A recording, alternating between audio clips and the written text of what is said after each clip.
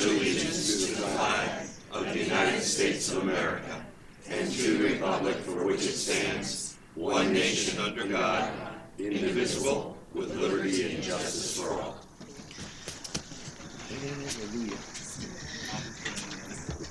So I'm calling this special council meeting specifically for us to discuss the topic of homelessness and the other outerlining areas that it touches. We're going to primarily be talking about that, so I'll open up the public comment. If there's somebody who wants to talk about something other than that, then please come forward and state your name. Otherwise, we'll keep the public open, the participation the whole time, because the dialogue is from you to help us to make the best decisions for you. So I'll close public participation in that if you were something side note, but it's open still. Declaration of conflicts of interest and disqualifications. Seeing and hearing none, we're on our workshop. So Mr. City Manager, are you? Thank you, Madam Mayor. I want to thank folks who are here today. I want to thank the people who participated in our December 12th work group session. What we have before us are the recommendations or the topic areas that were agreed upon by the work groups and brought back to council at that December 12th meeting. Since then, Marin Pitt, assistant to the city manager, has gone through those items, provided a little bit more background, some more information, provided us information about, well, we've actually made progress in these areas where it might not have been apparent, and kind of filled in some of the holes. And she's going to make a presentation for on each of the four subject areas: homelessness prevention and jobs, bathrooms and businesses, community engagement, and housing. As she makes each of those after she makes each of those four presentations, bringing everybody up to date on what she's found, then I would recommend that the mayor open for discussion to receive comments on the part of the public, for council members to pose questions until we've kind of run through those items. Then we move to the next subject area, the next subject, and the next subject area. At the conclusion of that, it'd be my suggestion that the matter come back to council, council have its own discussion, and provide the city manager with some direction about what areas would you like staff to provide more information about. Maybe there's some things that you'd like to add to the table for discussion, so that your staff can return at a later meeting date, probably in the context of a regular council meeting, and give you a little bit more thoughtful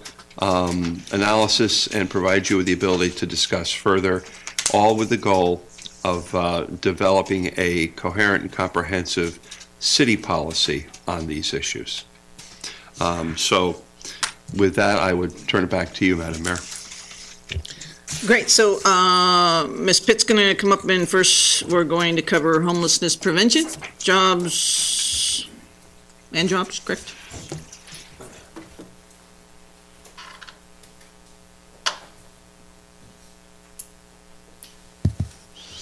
Well, good afternoon, Mayor and Council. I guess I'm going to start off with some good news, and then we'll get into more of the details. But we were just informed today that through the new funding coming through the State of California Housing and Community Development, that Stanislaus County is going to receive almost $3 million in homeless emergency aid program dollars. These have very few restrictions on them, and through a collaborative effort, the county has identified sort of 4 pots of money for potential use. One is infrastructure.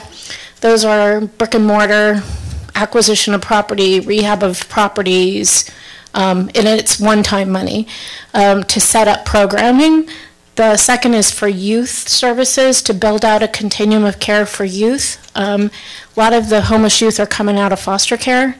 And then the third pot of money is a flex fund to help people stay housed, so they don't get evicted, they don't get their utilities shut off, don't put them at risk. And then a rapid rehousing component. So what we have come to understand is that the longer people are homeless, the harder it is to get them back into housing and a regular sort of life that we all know. And so if we can recreate a tighter loop for folks who find themselves immediately homeless to get them back into housing, that those are very effective dollars in keeping people housed. So that's good news, and that we can have further discussions about how Turlock would like to see its piece of that $7.3 million allocated or directed, or further study about, based on what you all see as potential strategies and interventions, what that may look like, and then we can look at partnering up with some service providers or wherever it may be to make that application to the county. So with that, I'll start with the homeless prevention and jobs. That particular group had identified the top four areas. The first one is mental health and health issues, low barrier jobs incentivized by the city, an apprenticeship access program, and a resource center. I'm going to be speaking from the memo that was attached to the agenda packet, and there's additional copies, I believe, on the back table for those who'd like to follow along. With regard to mental health and health, when we assisted Stanislaus County in locating the South County Service Center, which is now located out on West Main and Soderquist, they were able to actually, for the first time, bring behavioral health services to Turlock instead of having people have to go to Modesto. So we do now have ability to deliver mental health services here in Turlock. In addition, we've had some conversations with Legacy Health Endowment, and they just had an op-ed piece in the Turlock Journal about some of the things that they see as strategies that they would like to step up and partner with the city and service providers on relative to mental health and healthcare. They also have funded a mobile health clinic through grant funding and some other partnerships. So I do know that that particular mobile health van goes to United Samaritans, Turlock Gospel Mission, and Westside Ministries. And so with that, I don't know if there's any other questions or conversation with regard to that particular element that you'd like to discuss. Or So that's your presentation on that one topic. So at this point, we're opening it to the public. Is that what you're? Well, I can either do all of the elements within homeless prevention and then we could talk about them, or I just wanted to give the council a pause in case they wanted clarification or further elaboration on that particular item. For the behavioral health services being brought into Turlock, what is their hours of operation? Are they at full capacity right now, or is it like a so they have full capacity here in terms of behavioral health services. Just about everything that they offer on Hackett Road they can offer here.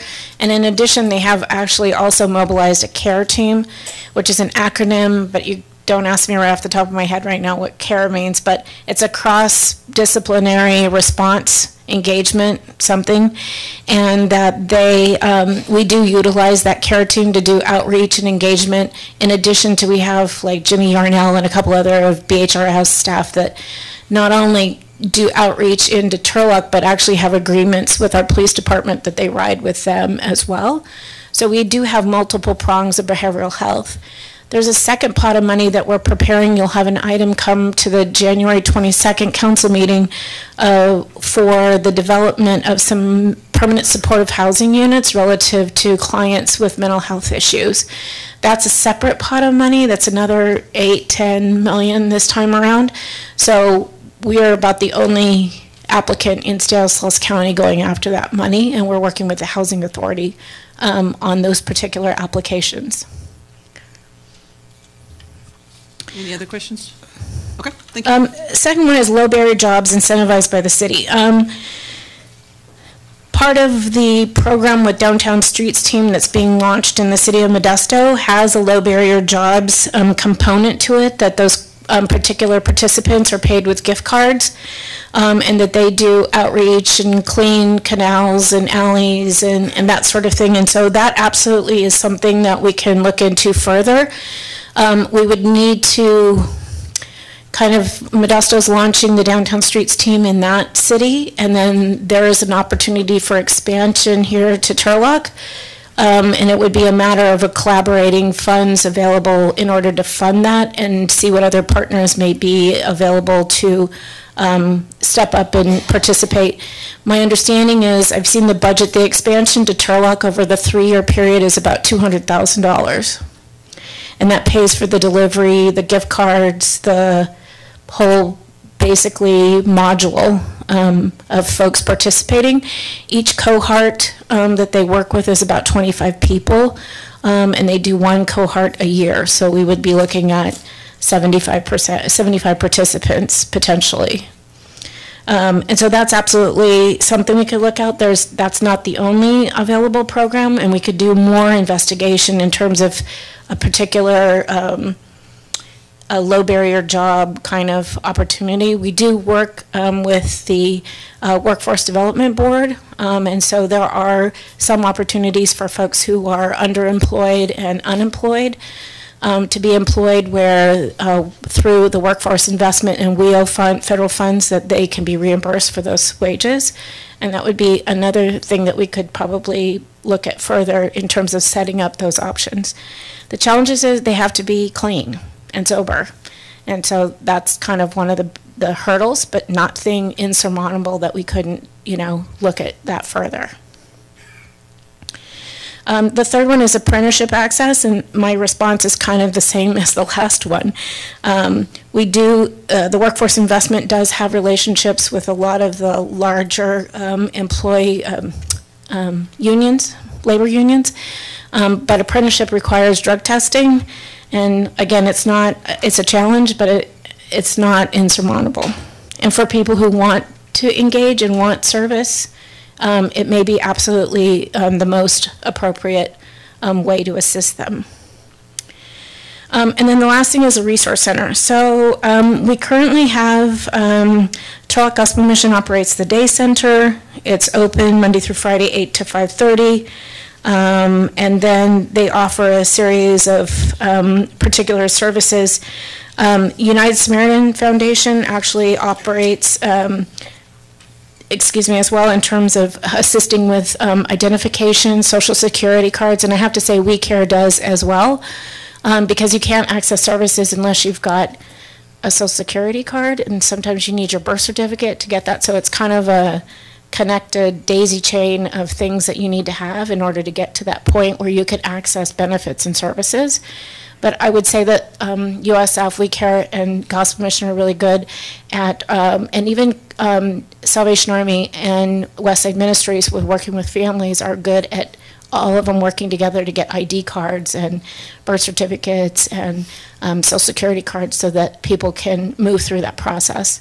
And if anybody's lost their wallet ever and have had to reconstruct social security cards and driver's licenses, even for those of us who have easy access to phones and transportation, all that, it's still a challenge. And so you can imagine for somebody who doesn't have those kind of resources that assistance is critical to getting them moved along and accessing services.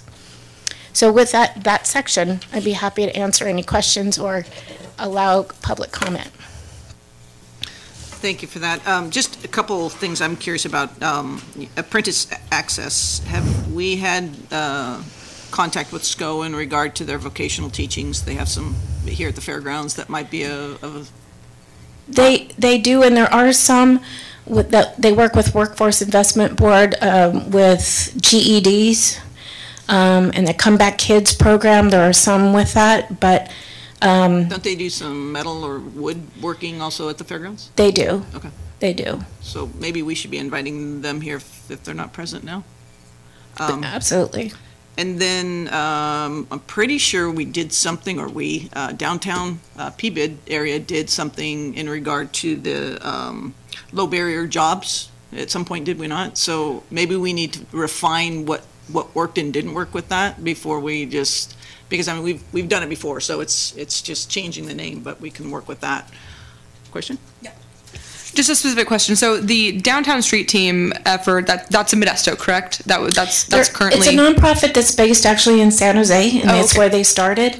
They've expanded throughout the Bay Area, Oakland, and then their last expansion has been to Sacramento. And then now recently they're preparing to launch, I believe, the end of February in Modesto. Okay. So it's jobs, it's counseling, it's wraparound services one-on-one. So it's not just jobs, and it's getting people basically into some kind of like permanent supportive housing. So they provide their this organization provides their own supervision, a person out there coordinating these projects. Right, and apparently they also, I've seen a couple presentations on that, and I believe the city manager has as well, but they also do a lot of peer counseling. So as the longer you're in the program as a cohort, you are asked then to guide those that come behind you. So there's that ongoing sort of mentoring and accountability. I'm not intimately familiar just with that, but that's my understanding of how that program works. All right. Thank you. And if anybody in the public has a comment or question regarding just the information she's just spoken about, please feel free to just step up here, give us your name, and tell us your comments. Mr. Franzen. Yes, Mayor, Council, just wanted to reiterate how many people, when discussing homelessness, want to start off right away with the jobs. Or I was at a get-together for Councilman Andrew Nasrati, and people there, a lot of people actually, a lot of the discussion was about homelessness. And first off, people were just saying, what are they doing out, I mean, in the parks, on the street, panhandling. And I heard repeatedly that they need to get a job. And one person even said, we should just make them join the military. I don't know if it was specific to that, but basically, like, you got to do something. So you need to probably put that in a plan. And the city of Turlock, why I think it would be great is the city of Turlock can actually do that. I don't know what else the city of Turlock can do for some of these ideas that you're going to be hearing, but that would be the first step forward. And I think it would really help a lot of people if we could do that. Then everyone else that is in the parks, when there's a known plan that would get you shelter, food, whatever, then that would be a little bit more helpful for police services probably to address those people. So anyways, I just want to say a lot of people do mention the job thing. Thanks. Thank you. Yes, please, come on up. Mr. Mays, thanks for coming. Okay. Thank you. I just have one question on the low barrier jobs and apprenticeship access. You said they must be clean and sober. Does that just apply for them getting the jobs and being able to work? If they're not clean and sober, then they wouldn't be able to get into these two programs and work? Well, typically with any employer, if you're working with machinery or anything like that, you're subject to random drug testing. So it would depend on if it was regular employment, they would be subject to the same rules and regulations as regular employees.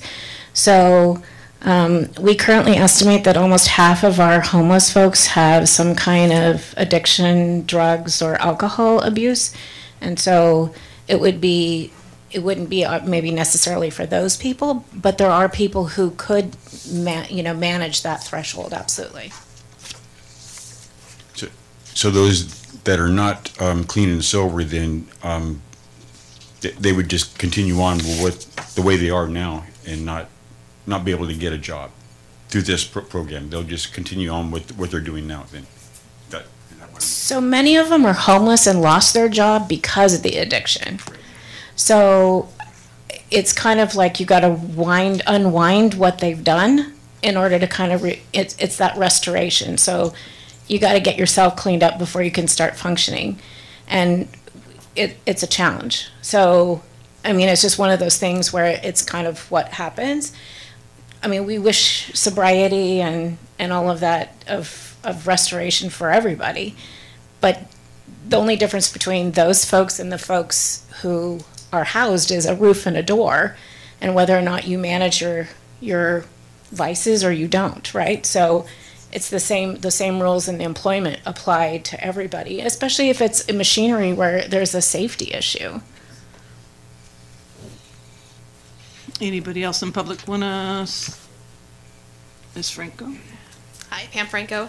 Maren, do we have a handout that is available for the mental health and the health excuse me, mental health and health. Perfect. There it is. I was just wondering if we had one that could be given actually just handed out to the homeless in the park.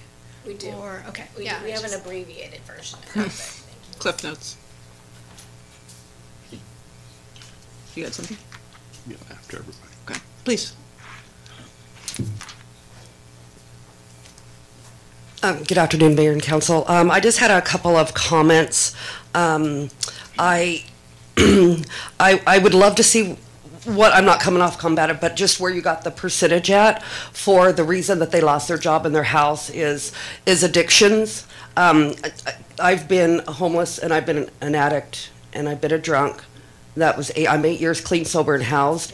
And ever since then, I've been working with the homeless. I did work for the Turlock Gospel Mission, kind of a 2-year period, but I'm still back again helping the homeless because I believe that there is a way out and there is a way up. I just wonder where you got that. Okay. So the information comes from our averages over 5 years in the point in time count. Okay. So those are self-identifying people who identify that they've got an issue. Awesome. Well, also, another point to that is I think this behavioral health is amazing to get it here in Turlock because a lot of the reasons is self-medications from all the homeless people that I've worked with or alongside or, been out in the parks with or said in this past 8 years of out of homelessness. So the mental health is a big critical issue. As soon as you get that medicated, you don't need to do that self-medication and there's a lot of that going on and then again, once you lost your house and then you spiral out of control. So with mental health, behavioral health, I think that's very awesome. And the low barrier work along the city and cleaning up the alleys, I think that's wonderful. I'd love to be a part of running that. Because I think another thing coming up and out of homelessness, my first job was a janitor, and I think that is you start to build your self-worth, and I think that needs to be done. And somebody to believe in you, just like, I believe in you, come on, you can do this. And, right there, right alongside with the gloves on and helping them clean up the alleys and the Turlock downtown. Because Turlock, I have friends who have businesses downtown. So, and they're a mess. Sometimes they're a mess. So I agree. And then also I believe the Turlock Gospel Mission Day Center's hours have changed. You might want to check on that. But other than that, that's all I had for now. Thank you. Thanks. Thank you. So, Ms. Padilla, just real quick, what we've done, I'm really glad you're here. We just started on one of the 4, and we're just kind of going over the dialogue of homelessness and jobs. And go ahead now, if you'd like.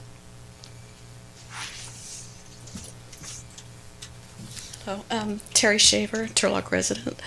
I had a question about the documents. If someone has lost all their documents, perhaps through experiencing homelessness, and they get all their documents back, reobtain them, what if they lose them again? Do they have to go through that whole process again?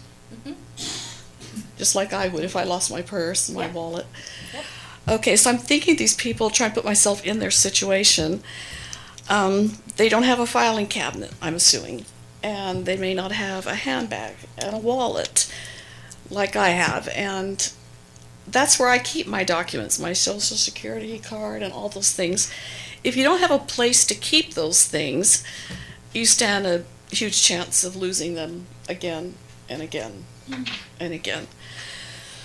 So, let's see. So if you're experiencing homelessness, can you be expected to keep track of those documents? Okay, well, this brings me back. Last month we talked about, in our breakout group, about an access center where someone who was in the audience had a card that she gotten from Santa Clarita or something. Santa Clara County. Santa Clara County. Okay, and our group was impressed with that, and we thought that was an awesome thing. That card just kind of gave you access to the services. Is that correct? We really like that idea. But people lose cards too. Credit cards, driver's licenses. So we kind of wondered if you couldn't do something like have an ID bracelet with, such as a medical record number, not going to wear it. But the card, which we're doing right now with the documents, we're making copies and we're filing them. We're putting them in the safe. You're keeping them for someone, for them. Oh, okay, that's good. So we started files already, making documents and copies of their paperwork, and the ones that want to leave it in the safe, it's in the storage. That's a great service. Okay, thank you. I didn't know about that. And I know there's an access center in Modesto, and I thought, well, we were thinking along with that card idea. Yes, it's a great idea, but I was wondering, if you lose your card, then what? You can also get copies from the Turlock Gospel Mission too. They copy it and file it, and the Turlock Gospel Mission will give them copies of their copy. So. Could you get a new card if you misplaced your card? You could do that at the law enforcement department too. They make copies of their Social Security and the stuff that they have for them too. Okay. Okay. Okay. So we were thinking it would be helpful if you could register all those documents at one centralized registration place. And now you have access to those services. You hand your card to, so you don't have to keep presenting all these documents every time you go to a different organization for a different service. So, okay. That's it. Thank you. Mr. Kirby. Madam Mayor, Council. Just a couple things I just wanted to respond to. The first was the day center hours. So the day center hours have changed. We're closing the day center at 4 o'clock and then reopening at 8 o'clock p.m. for the warming center. But the services that are being provided haven't changed. We've just shifted our evening meal from the day center across the street to our new dining room and kitchen. So the same hours, same number of hours, same services provided, we've just moved locations. And then we are opening again at 8 p.m. for a warming center until 6 a.m. every night. The other thing I wanted to just respond to is the question about the card. So I love the approach that Liz was talking about in Santa Clarita, where one card would get you access to any community service. We do provide a card at Turlock Gospel Mission ID card. Unfortunately, as you stated, it's really hard to keep track of them. So each card has a short number, I think 2 or 3 digit number. And so many of the folks that come and seek service with us have lost the card, and so they'll just say, oh, I'm number whatever, and then they're able to access any services that we have. I would be, of course, willing to talk to the other service providers in town about how we could make that but otherwise, so we do provide a similar card. Additionally, we do provide vouchers for state ID here in Turlock, so, okay, thanks.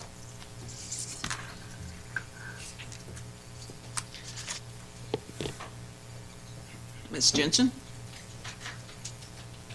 I just have a question I need some clarification about, and it kind of goes to the idea of helping these people by keeping their information and things. So I have a relative who's actually down in Beardbrook Park, so I have some understanding of what's going on down there. He receives government benefits. I'm wondering that if these people have no ID, no residence, how do they receive government benefits? Who gets their money? Where do they keep their money? And who monitors the money, if anybody? They can go to Social Security, they can get an advocate that will take care of their money, and they pay where they need to go. You take them down to DMV to get their driver's license. You would have to, of course, get the birth certificate. Can everybody in the back hear? Yeah, we can find their information. Raise your hand if you can hear in the back, very back. Okay, good. I kind of do, but that just so I don't want anybody to miss this. Thank you, Liz. Yeah. Oh, here, I was going to bring this to you, Liz. Sorry, go ahead. Well, you can go to they would need to go to DMV to get, of course, their license or their IDs. We would take them to Social Security, and we just give them the information that they do know, and we can help them pull the information up. And then after you do that, we can get them an advocate, and there's different people that would go be their beneficiary. You know, you don't want to get just anybody to do it, so I would go through the services. They have people that help you do that. Even when you get them into boarding care, like right now I'm looking for, I found a boarding care in Denair. If they have 2 rooms, I think right now, and it's $650, and they pay for the room, and then she gives them 3 meals, the breakfast, lunch, and dinner, and snacks. She gives them 1 day a week. She washes their clothes. And so and they still got their money. They'll still have money to spend, you know. And the person that takes care of that money, I think it's a company where they pay $40 to them, and then they're able to give them so much money of their Social Security per week. So they have spending money to go get what they need. And everything's written down, it's legally taken care of. So that's what we're working with right now. Because we have a lot of people out there that needs the help with that. And Ms. Jensen, sometimes there's the conservators that take care of their money. Like conservatorship.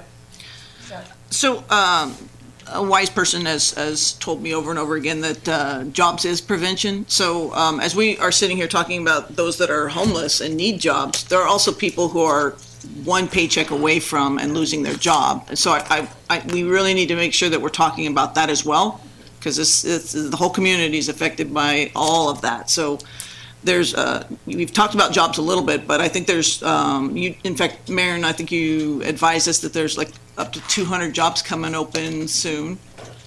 So we as a city need to really market when people are hiring, or there's opportunities for people. I just recently heard that Hillmar Cheese is hiring a bunch of people, and we need to start really helping the community know about this. Well, we have a couple of people right now going for interviews at the Goodwill that are homeless. They have an interview this week and one at the grocery store that we've been talking to them and taking them there too. So. Are they drug tested when they apply for Goodwill? The what? Does Goodwill do drug testing as well? I don't think they do drug testing, but a lot of the people that they work with, you know, they, so a lot of jobs do, of course, want that, but even that Sensia is a good program too, because there's a lot of people that are off drugs that really want the jobs, and the ones that don't want the jobs, you know, if they're drug test, they're going to get drug tests. Well, of course, they're not going to go apply for the job. But the ones that really want to get it together are the ones that you're going to go forth with, you know, to try to help them.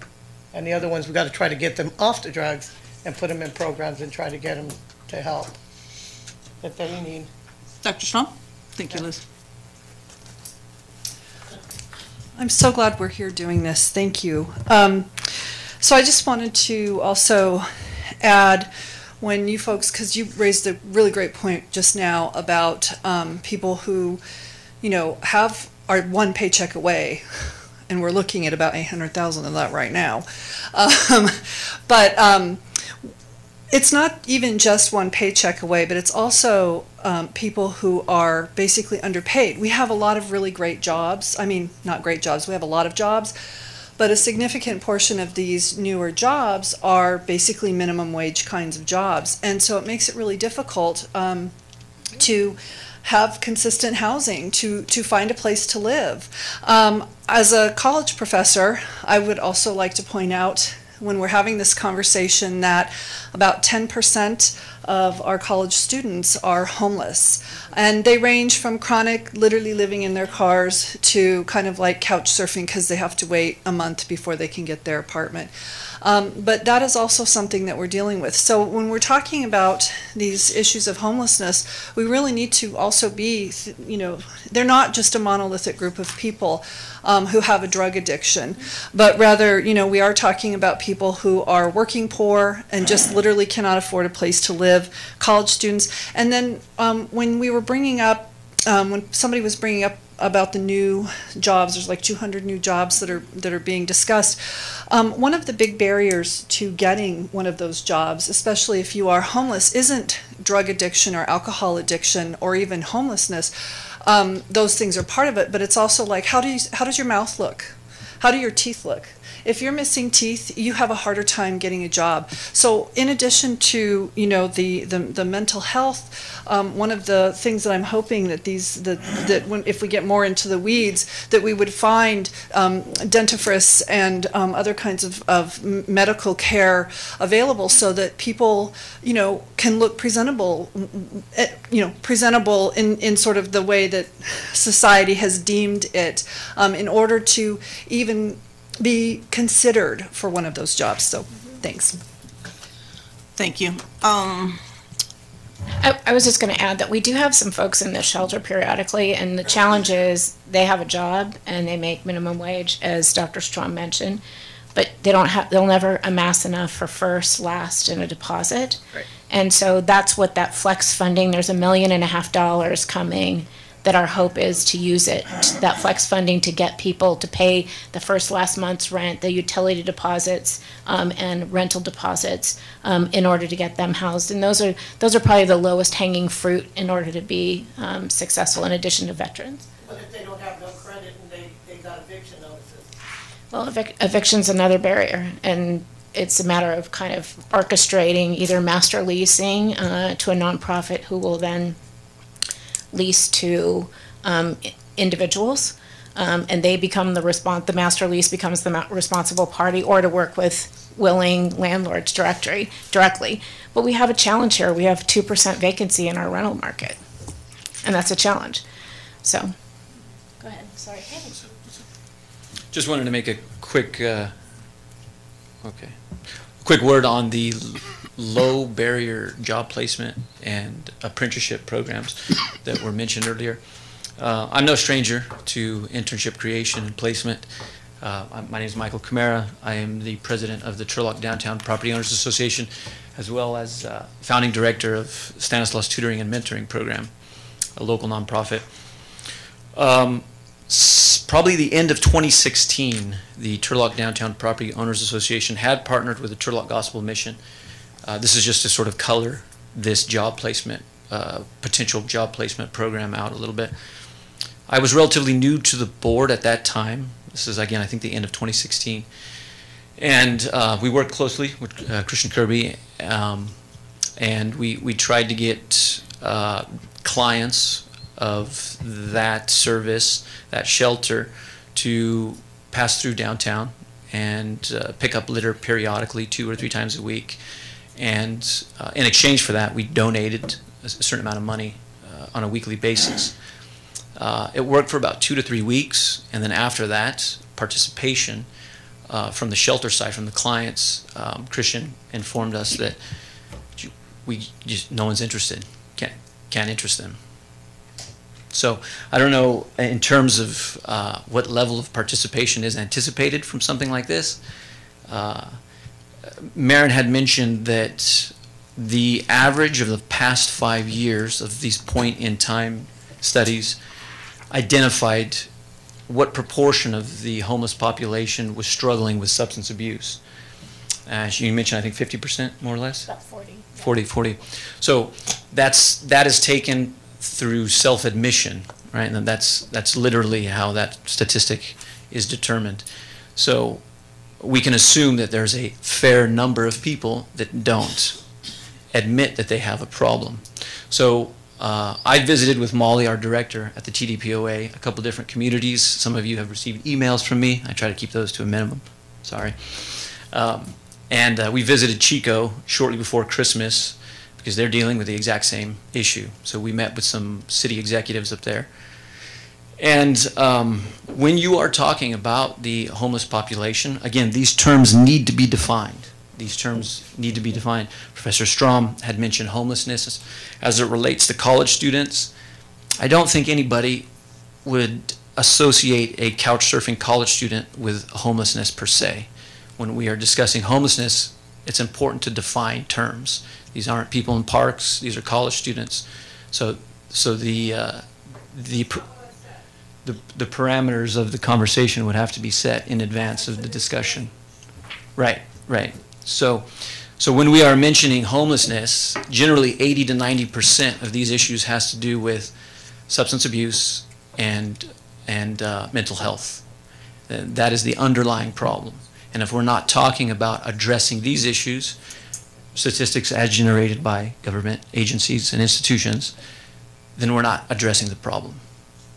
Generally, those people in the parks, these are substance abuse and mental illness or health issues, by and large. So if job placement that requires drug testing, I don't know how successful that program is going to be to address the issue that is most visible here in our community.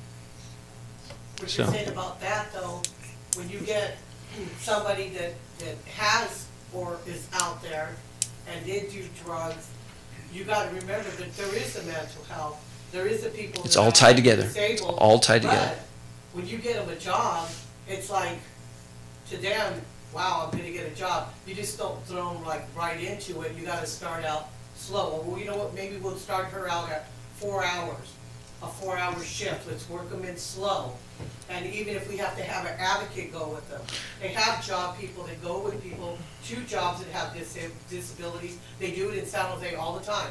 I'm all for that. I'm all for that. They bring somebody in, they work with them, they're by there, and they're watching them, they're trying to help them adjust. So the consistency is important, and in those teams that went through downtown to try to collect litter and whatnot, that was not a full-time position by any means. That was to ease them into these positions of responsibility.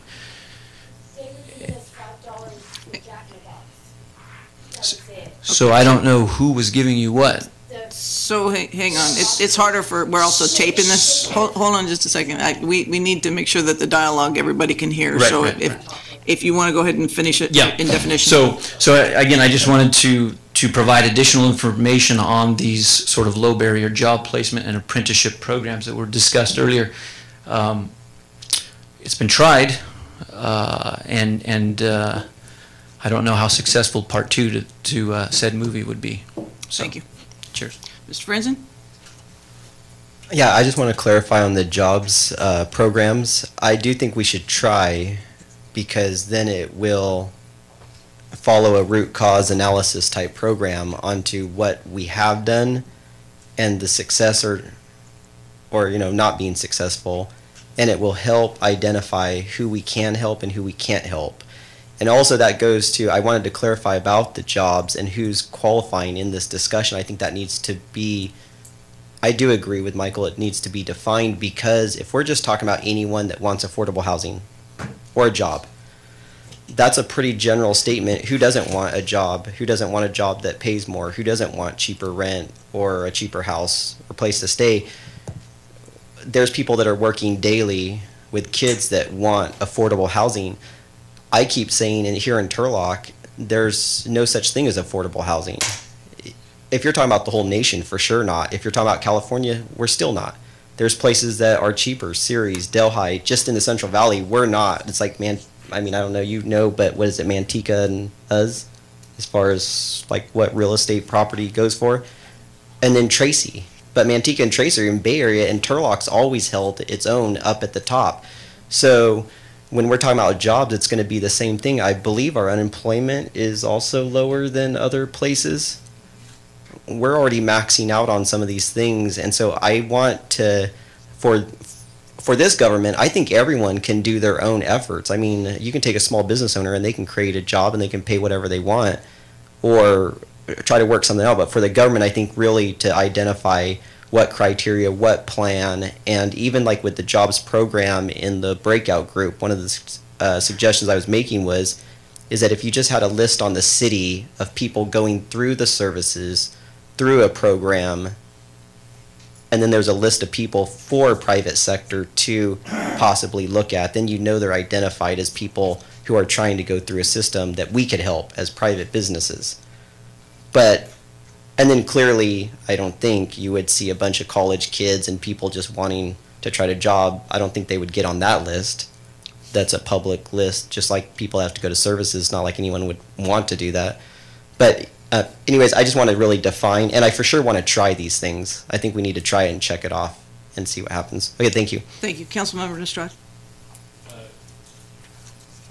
So one of the things that I know there's funding available for youth services, but we're not really talking too much about youth prevention programs here specifically. Are there things that we're exploring there? Yeah, so under the Turlock Modesto Stanislaus County Continuum of Care, there is a, like in the briefing memo, there's a matrix in there that talks about outreach and engagement and supportive services and then housing. We're building out a like one for youth, and youth is like 16 to 23 is generally, and they present differently. They won't, and this is I get from Community Housing and Shelter. It's a nonprofit based in Modesto, but they serve Turlock as well. But like the youth coming out of foster care, they won't go to the missions, they won't go to the shelters, they'll couch surf, they'll do drop-in centers, but they just look differently, is what I understand. But we're building out a special kind of matrix to address them as well. And so there's $1.2 million in this 7.2 pot of money that's going to address youth services. So we talk about starting at 16 for some of these services. Is there are there efforts to work with the foster care programs while they're there, getting involved? So those are on? county programs, council members. So the city doesn't provide programs like that. The CSA, County Services Agency, within there, and they've got foster care, and then they've got Stan Works and Stan Care, and there's several programs that they try and wrap around services for youth in and out of foster care. Behavioral health master lease is a whole apartment complex on Coolidge in Modesto that's for kids coming out of foster care with permanent supportive housing. But those are all county programs, those are not city programs. Yes, sir.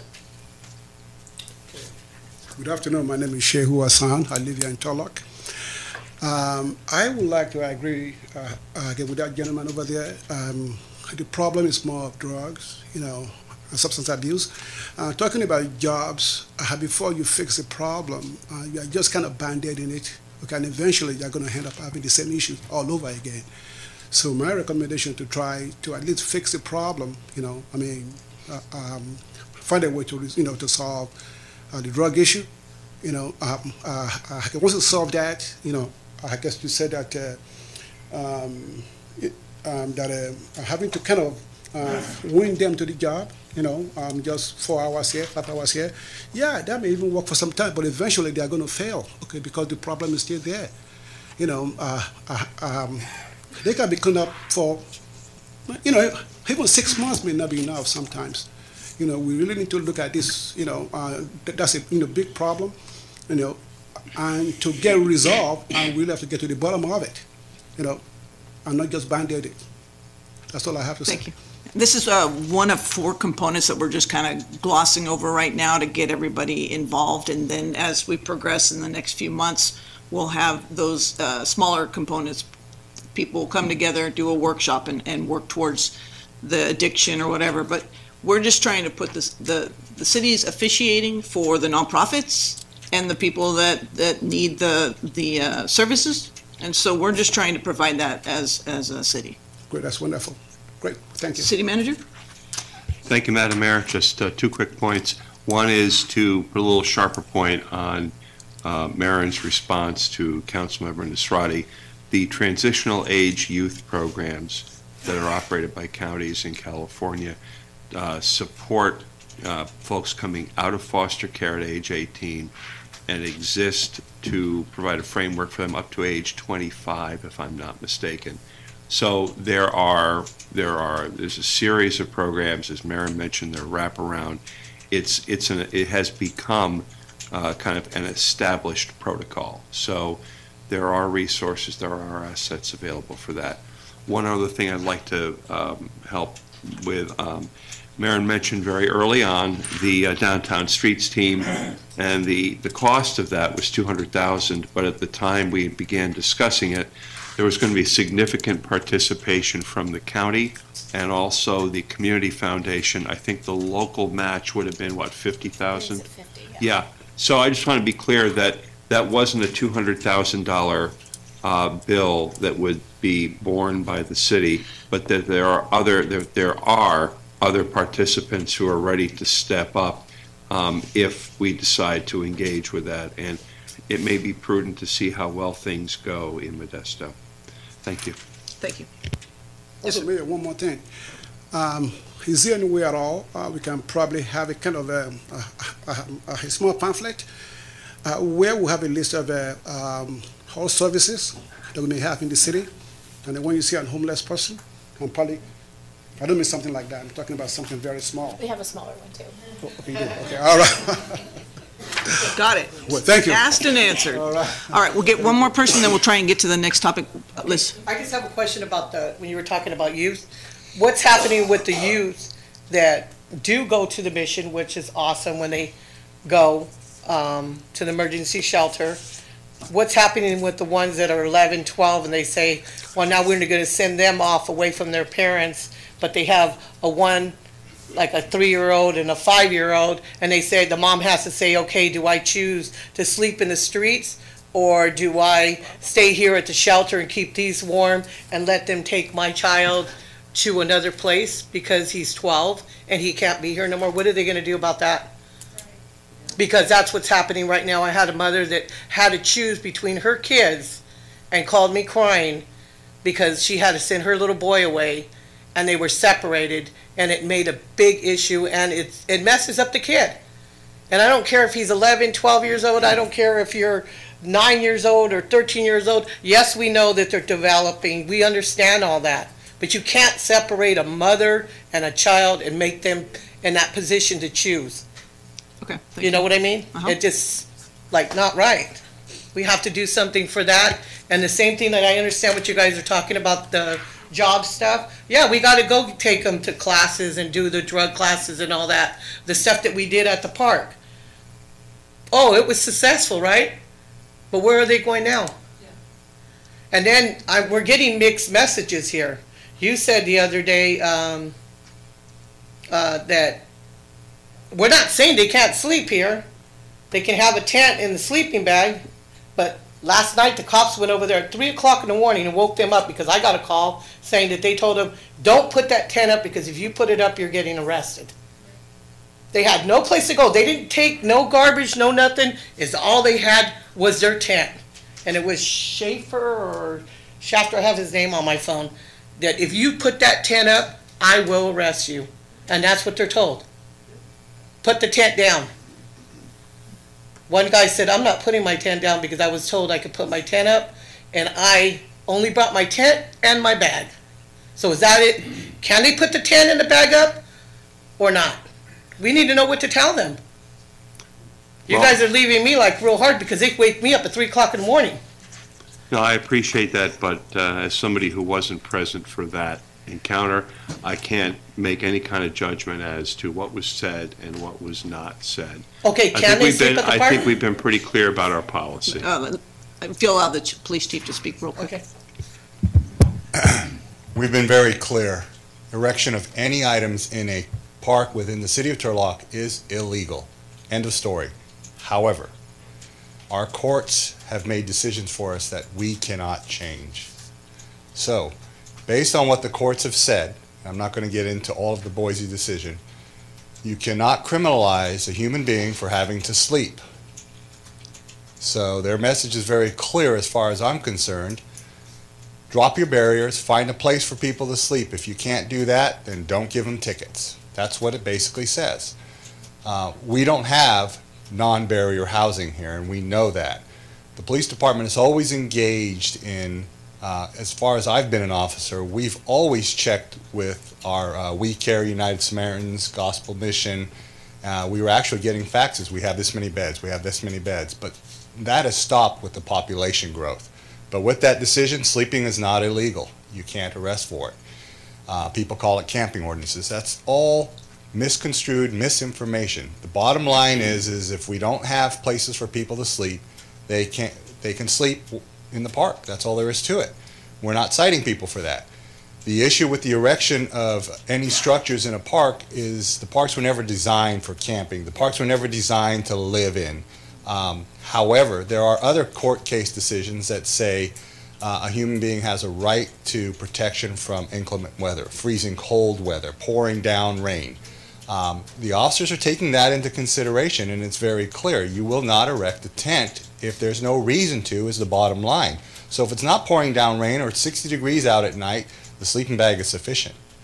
So it's going to be flexible, but we're not going to allow our parks to be turning into public safety hazards, and that's what's happening. It's happening in Modesto, and they're trying to take action on it now. They allowed it to happen. We're not going to allow that.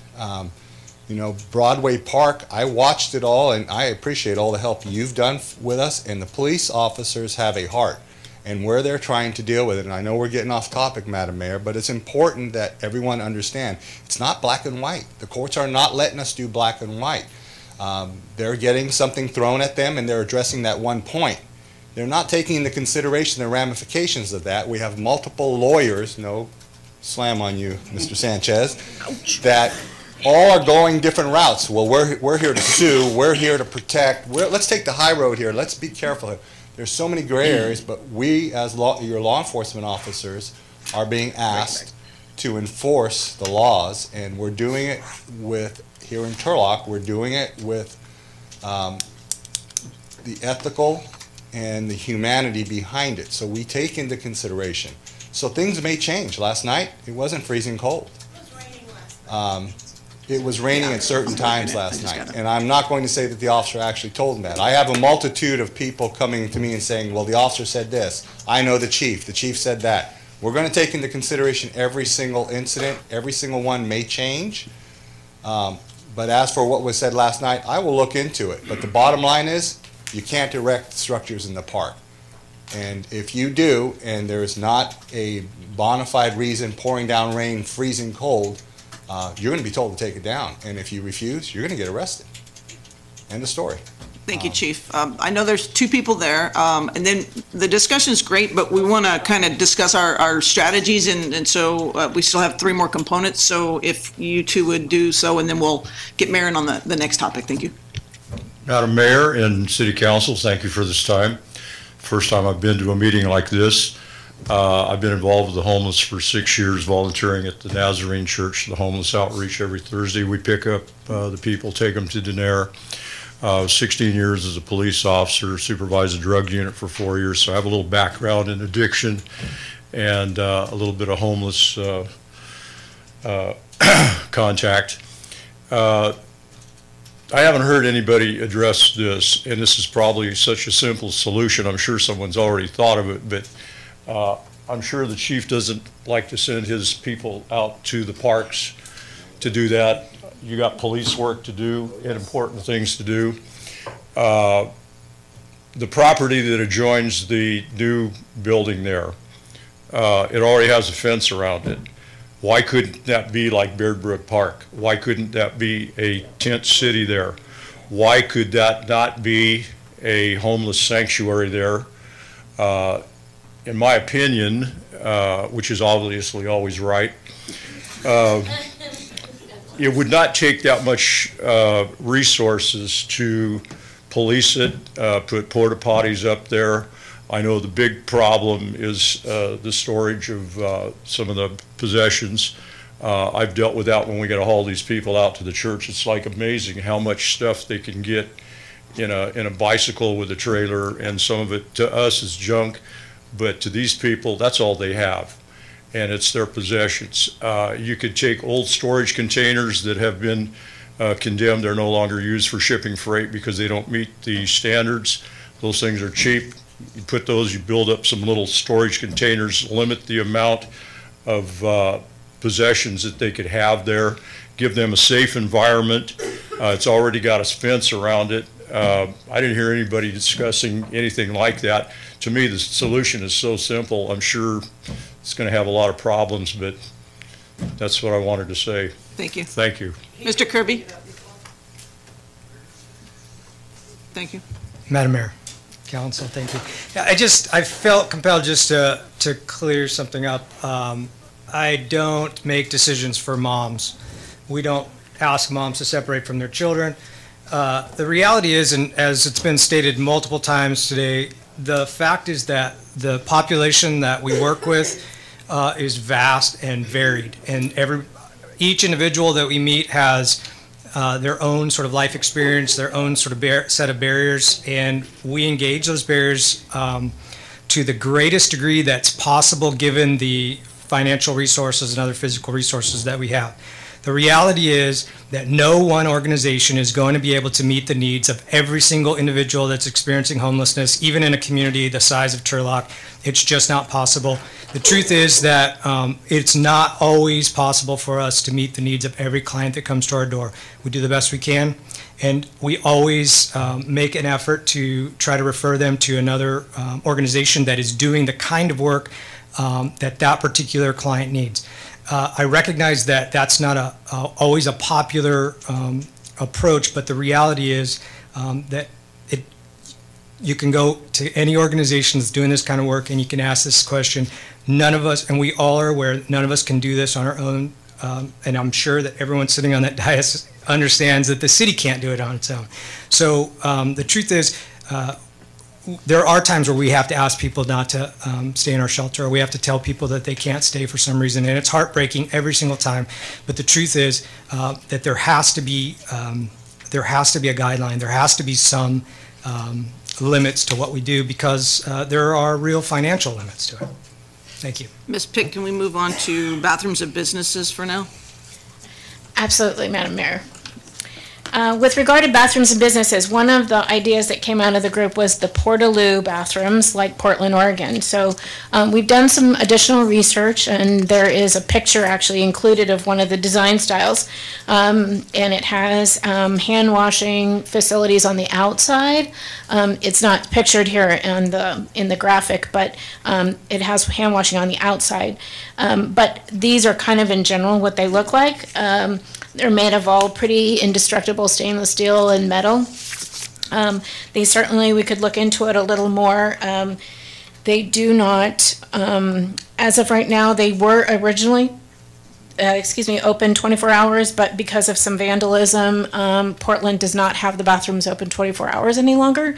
They're open 365 days a year for extended periods of time, but they are closed overnight because of the vandalism.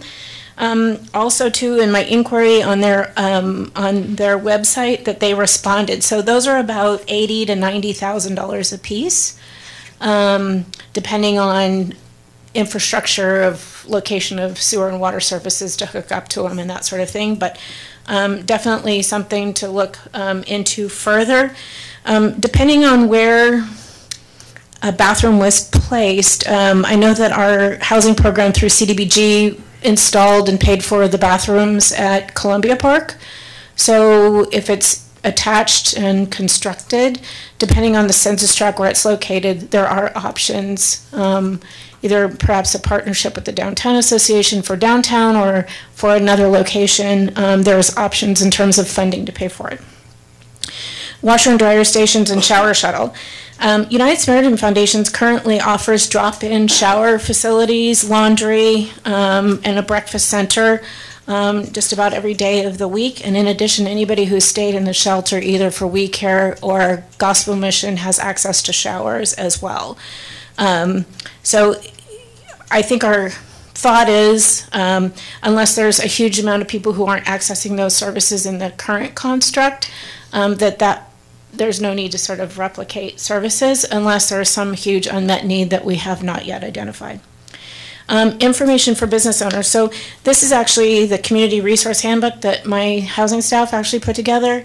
It's 117 pages long, and that's on both sides of the page. And it has just about everything in here, from veteran services, seniors, all kinds of options. We do have a much smaller version that's more of a pocket version that we make available, and we've shared with the police department that they've got them with them. And this is always available. I haven't printed out because we used to print them and hand them out, but that's expensive. So, but this is always up on our website in the housing program. It's under our resources. And we do update it every 1.5 to 2 years. make sure it's current. We had a student project from Stanislaus that did another one. It was much more glossy, less in depth, but a much smaller version that's a little more portable as well. We talked about the downtown streets team already, and so that one concludes the business and bathrooms, unless there was another question, but those were the ones that we highlighted that came out of that particular group. Ms. Franco? Marion, I was on the bathroom and business committee, and we were wondering about a handout for the business owners that stated what their rights were. A lot of the business owners were questioning, what can I do? What can't I do? So they didn't know, and that was where that question came in, was what can I as a business owner do? And we were wondering if there was a little handout or something here, or a website. And we can actually work with the police department and neighborhood services to draft something, if that would be helpful. Please. Hi, my name is Pauline Black, also a resident of Turlock. Anyway, I know that you had stated that there are several programs that offer shower and laundry facilities, and you said unless you find out that there's a larger unmet need. And actually there are. It's one thing to talk to these programs and these services, and it's another thing to actually speak with homeless people and find out from their mouths what's going on. A lot of these services, they only have for a specific number of hours. And one lady told me that for the shower facilities, they only get 15 minutes, and she has 3 kids, and she has to wash herself and the children within that allotted period of time. And if they're running late or whatever, you're going to hit about 3 people per hour. Now, I don't know how many hours it's available, but I'd say in between like 2 to 4 until they have to wait until the next day.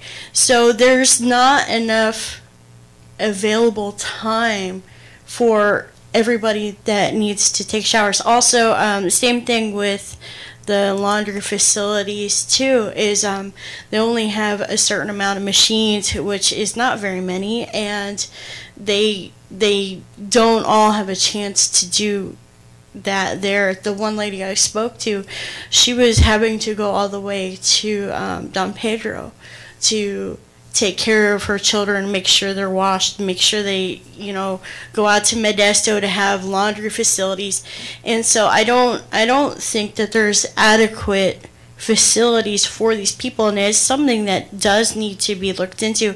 Also, at the last meeting, the one lady that owns La Perla Tapatia mentioned that she knows the guy that owns the mobile shower units. That's something that is desperately needed. So I think that it needs further looking into. Thank you. Thank you. Someone else? Becky?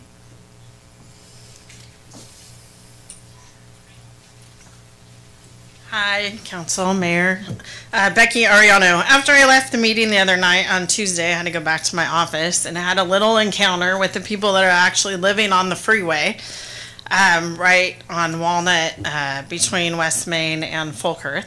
So as he hopped my fence to get into our complex, I watched him do it, and I actually went over and talked to him. And I think the business owners, and I didn't see this in here, and I think it needs to be addressed. I think that business owners are, of course we're worried about, them being on the freeway and whatnot and out in the elements, but the trash, and I did not see that here in the report, is not being addressed on a weekly or daily basis, and what he was trying to do was throw trash in our dumpsters. So, and we don't know what kind of trash that is. That's the problem. So when you're sending city people out to clean this up, the fire department or whatnot, they're coming into, very unsightly things, hypodermic needles, whatnot.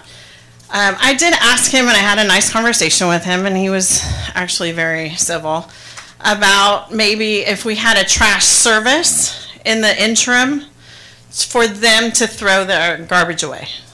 So while I don't think that living on the freeway is an ideal situation, they haven't gone anywhere in the last 3 months. So, and they're adding to their population, but the trash is really unruly, and it's, you know, coming onto the streets, it's getting in the farming that's across the street. So I think that needs to be addressed in here with some of the other elements, and I think there's a lot of good ideas. But I don't know if we can talk to, you know, the scavenger and maybe have them go around to these encampments and have them have a trash day. You know, Monday is your trash day. If you're going to stay here and we can't get you out of here, let's at least start, you know, at the bottom and work our way back up. There's a lot, you know, when Reagan closed all the mental health hospitals, you know, there started the ball rolling. Yep. So, you know, that's how old I am. But, you know, but there are certain situations that I think we can take care of. I was a child at that time. I was just born. But I think there's some situations that we can take care of in the interim for the business owners to kind of perpetuate maybe some goodwill between the communities. We have now a lower tier level than a lower income status in our communities. So we need to address that from a social issue, but also, you know, the businesses need to be able to be open and be free and people to walk into their businesses, and that's hindering our businesses right now. As you know, we own 3 businesses, and it's hindering, you know, what time we open, what time we close. So we need to be mindful of that. But I think the trash is something that we can see in the interim where it would really make a small impact on a larger scale. And I don't know if that's something that you know, that's been talked about. So thank you. Anyway, thank you. Dr. Strong. Actually, the trash issue made me think of something, which is, what about like a needle exchange, or at minimum, like some kind of a, you know, those little red bins maybe around town that they could put their used needles in. Maybe people wouldn't. I don't know. But it was just something that came in my head when she was talking about people like sanitation workers coming out and, you know, or city workers coming out and cleaning up things and possibly getting harmed because of that. I wanted to talk about the washer and dryer stations and shower shuttle, and I wanted to just remind folks that an important part of getting and maintaining jobs is, of course, cleanliness. And so, you know, I don't know how many people are accessing United Samaritan's shower stalls, but if it is maybe something where there's, you know, there's not enough of a resource for all the people that need it, this might be an opportunity for us to invest in. And then in terms of washer and dryer stations, I was wondering can the city partner with TUSD? I know there's a lot of good data on recidivism, truancy in school, and I don't know about Turlock specifically, but nationwide, one of the biggest things that reduces truancy is washers and dryers in the schools. And so I'm wondering also if that might be something that we could partner with TUSD, and because obviously children are homeless, and even if they're not homeless, there might be the working poor that might also be able to help families who are working poor, might not be homeless, but, you know, one paycheck away from that, be able to keep themselves clean and keep those kids in school, and especially keep homeless kids in school. Thank you. Mr. Franzen, while you're walking over there, I believe the Vice Mayor Esquer will be going to a TUSD meeting tomorrow, and he might be able to just throw that out there. Great. Okay, with this issue as well, with the bathrooms in business, I really wish, and I hope after this whole workshop, that this is the main focus of the city council and government, is what is our first step? What are we trying to address? Because you're going to run into, like we just had with the jobs, now we're going to have with this. If you guys don't tell us what we're trying to aim for, then all this is doable. We can take Central Park and make it a complete, like, Columbia Park with the pool. Showers, you know, just like no ceiling showers, campsite, We can have washer, dryers, clotheslines. I mean, or we have to be talking about what are we facilitating. And with the business owners, you guys have already heard, and I don't know if they're just not going to keep repeating themselves, but a lot of people from downtown in the previous discussions are talking about a facilitation. A lot of people, and I'm not saying this is my belief either, but people are talking about if you build it, they will come. People are talking about, hey, you're going to accommodate all them, but you're not accommodating even just average people at their parks. Like they want, you know, who are actually paying for rentals and stuff. The bathrooms are closed. I just read on this one that in, I guess, Portland, that they actually have something that's open 24/7. What does that impact our police services and crime?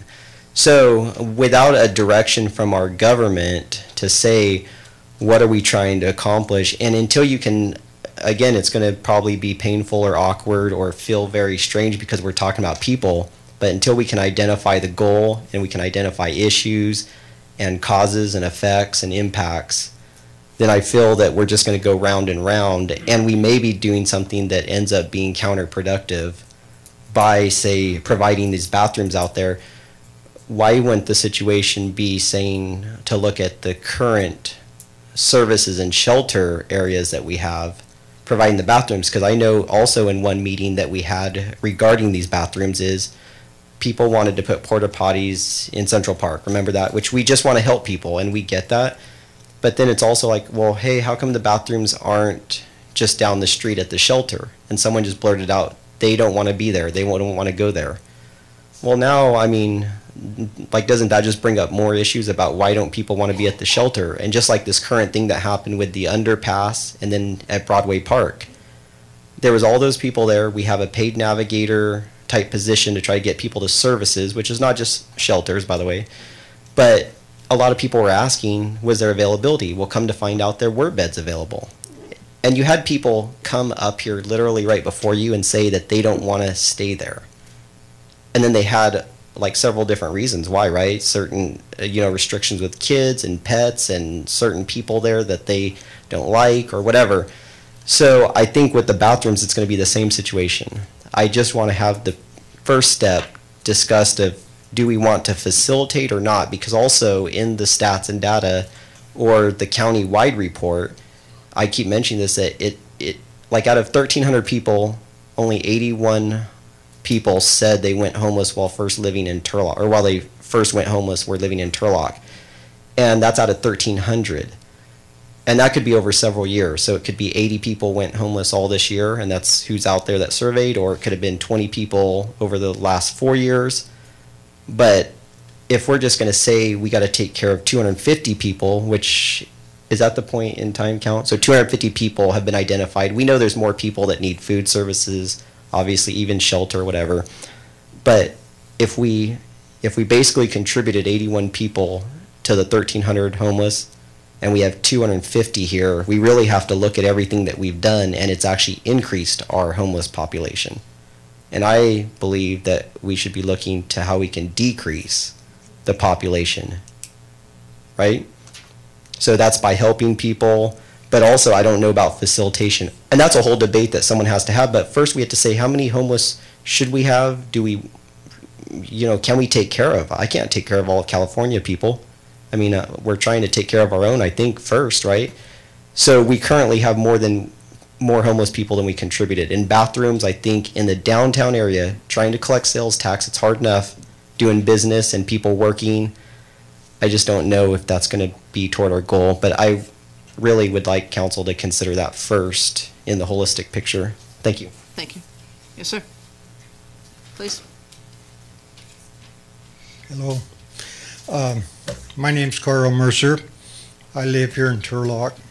Have for 27 years. The reason I moved here was because the town was clean, it was small. There wasn't many problems as there was in Modesto or other cities. I'm probably going to get a lot of arguments, but I'm not very sympathetic to the homeless people. I came to this meeting today because I seen something on the news last night. One of the persons said, "This is my home." If this is their home, why can't they clean it? Why do they have to have trash everywhere? I don't do it in my house. I live over on the north side of town by the college.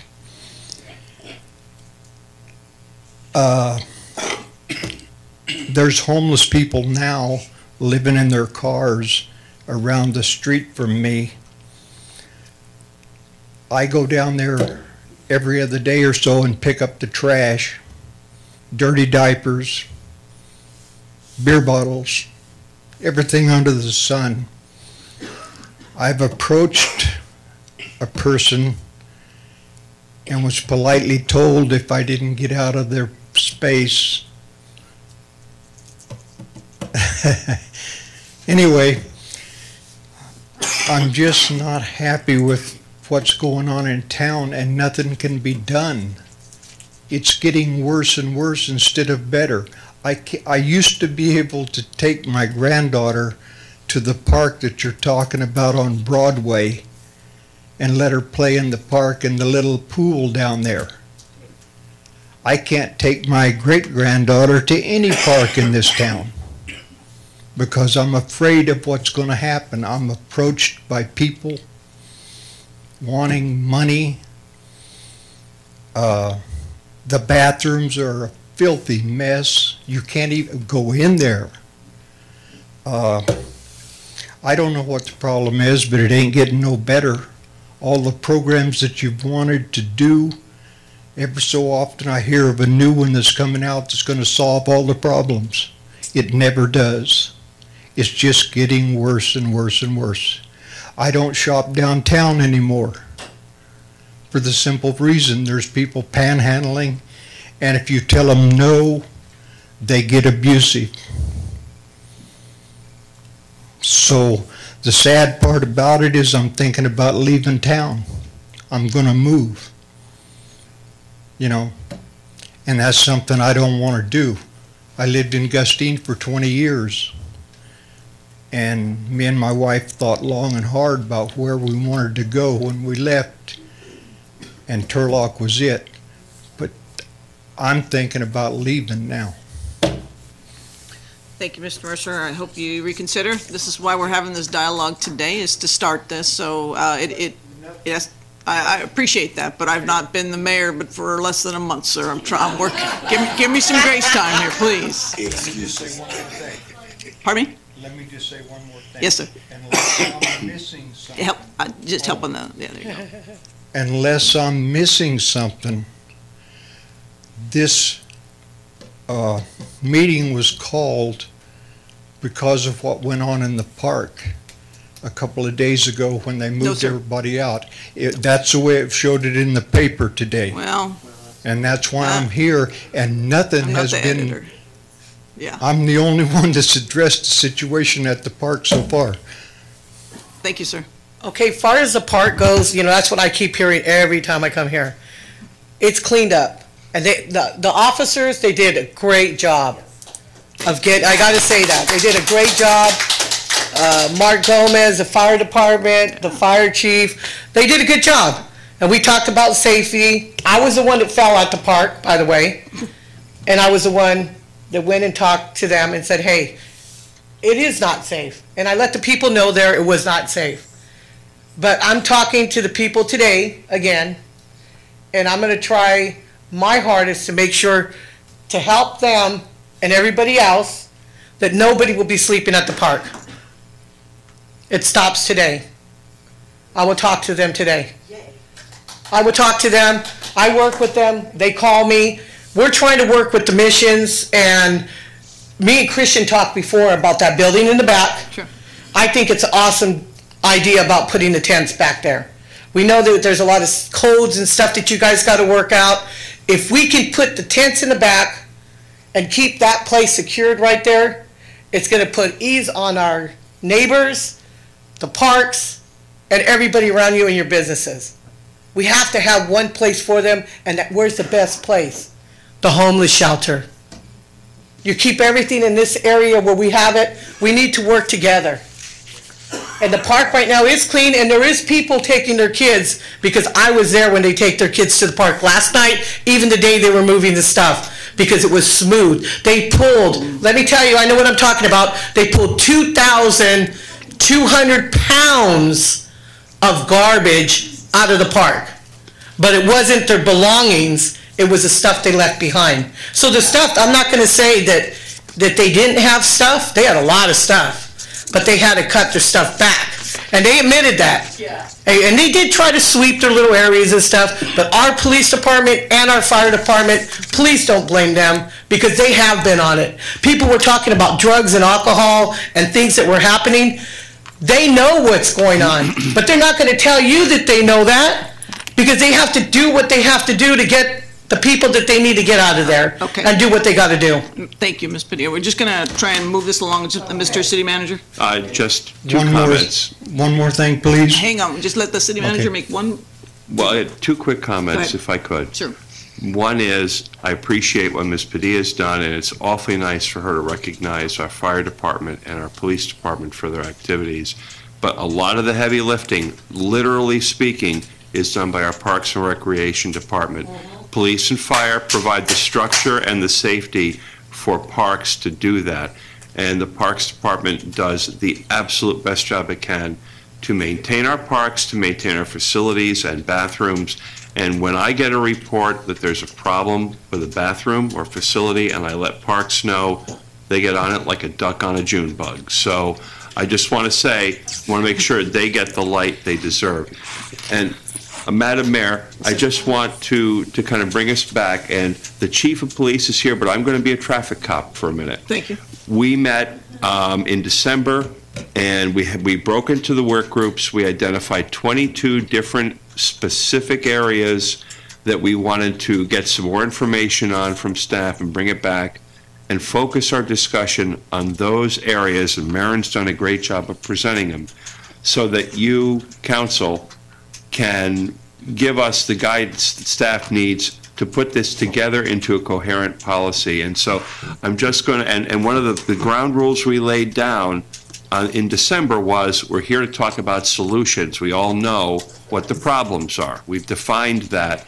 We did a great job on that, and I'd just like to urge folks, let's keep that momentum going and focus on the things that Marin is presenting and how they work and how they're relevant. So I, apologize to everybody else. I want to thank you, Madam Mayor. And thank you. So, Mr. Mercer, please forgive missed, me. yes, sir. But you missed the December 11th. This is what he's trying to tell you. So, Okay. so we've had a lot of the dialogue already that unfortunately you weren't aware of.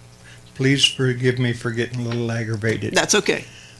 Just don't leave Turlock. But to answer your question, or answer your statement, the park was just cleaned up about 2 months ago, 3 months ago, just like it is right now.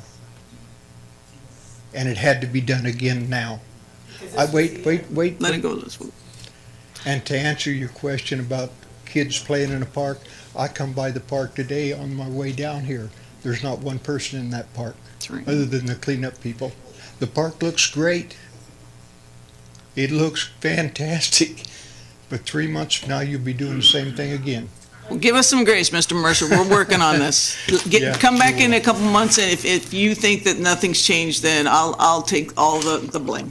But give us a little. We're all fresh, new faces sitting here trying to figure out how we have this dialogue with the public and how we help the public help them help themselves. And there's that park. I understand, sir. There's a little park over off of Monte Vista. Okay. Right across from the college. Sure, Gettysburg. Where I live. And I used to take my grandkids there. I can't no more. Okay. And it's not only the homeless people, it's the young people. Yes, sir. And if you feel intimidated when you go to the park, and you've got young people there that's not very receptive to you being there. Thank you. One quick clarification. Mr. Mercer is absolutely right. We did go in before Thanksgiving, and now we've had to go back. The difference is that throughout the city of Turlock, we are watching all of the parks. And when property hoarding or property storage takes place, on a case-by-case basis, we are going to be responding. So there will not be, we will not allow something to accumulate over time the way it did at Broadway Park. So, I mean, I think that's going to be the key difference, and we're not focusing on one, we're focusing on all of them. And I want to thank PD, Fire, Parks and Rec for their regular engagement. This is just going to become something we do all the time to maximize the ability of our residents to use the parks. Thank you. We're good. Pauline, is it? Pauline. And it's been mentioned by a couple other people here as well. I forget the name of the company. This past summer, 2018, the chief, myself, and a few others had a meeting with the mobile shower units, the name of the company. It's an outreach ministry as part of what Would Jesus Do out of Modesto. The gentleman's name, who's president of that organization, is Dean Dodd. Very informed, very astute gentleman. And some of the information that was shared at that meeting, and I'm not trying to be adversarial in any way, Dr. Strom. It's just, I'm just sharing information, that's all. I don't want it to appear to be that I'm counter-signaling you for the sake of counter-signaling. Gracita Park, I think they host a series of concerts in Modesto throughout the summer months. One of the things they did there was they had porta potties delivered to the park in advance of every performance. The porta potties tend to attract use by homeless populations, and many times the condition that those porta potties were in by the time the event was held just a few hours later was not satisfactory. Everything beyond waste ends up in the receptacle, much of which were hypodermic needles were used, and it became so problematic that the companies that service these porta potties, they removed the sewage using a 2 or 3 inch soft hose. That the hypodermic needles would often puncture the hose during removal. And clothing and other receptacles were placed in the sewage bin. So that would often clog the machine, clog the pump to the truck, to the point to where the servicing agency refused the contract at that point. They did not want to service those porta potties. They passed on the money-making opportunity. And again, this was news to me as well. I'm just sharing the information that was handed down by Mr. Dean Dodd of that shower. So unless you have supervision of these porta potties in public places that are intended for certain populations, there's a whole set of challenges that accompany that as well, that sometimes we overlook or don't anticipate. Thank you. Ms. Pitt, community engagement. I think we've been doing that this whole time. Yeah.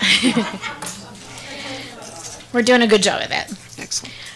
So under the community engagement, there was a common database, and so relative to homeless access centers. So currently in Stanislaus County, we have an organization called CSOC that stands for Community System of Care.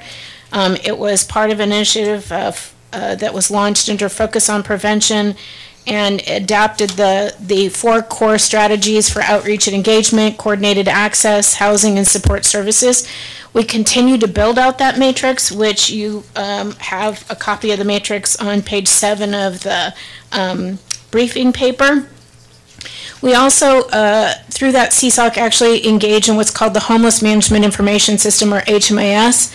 So that is the central holding database for folks that access services.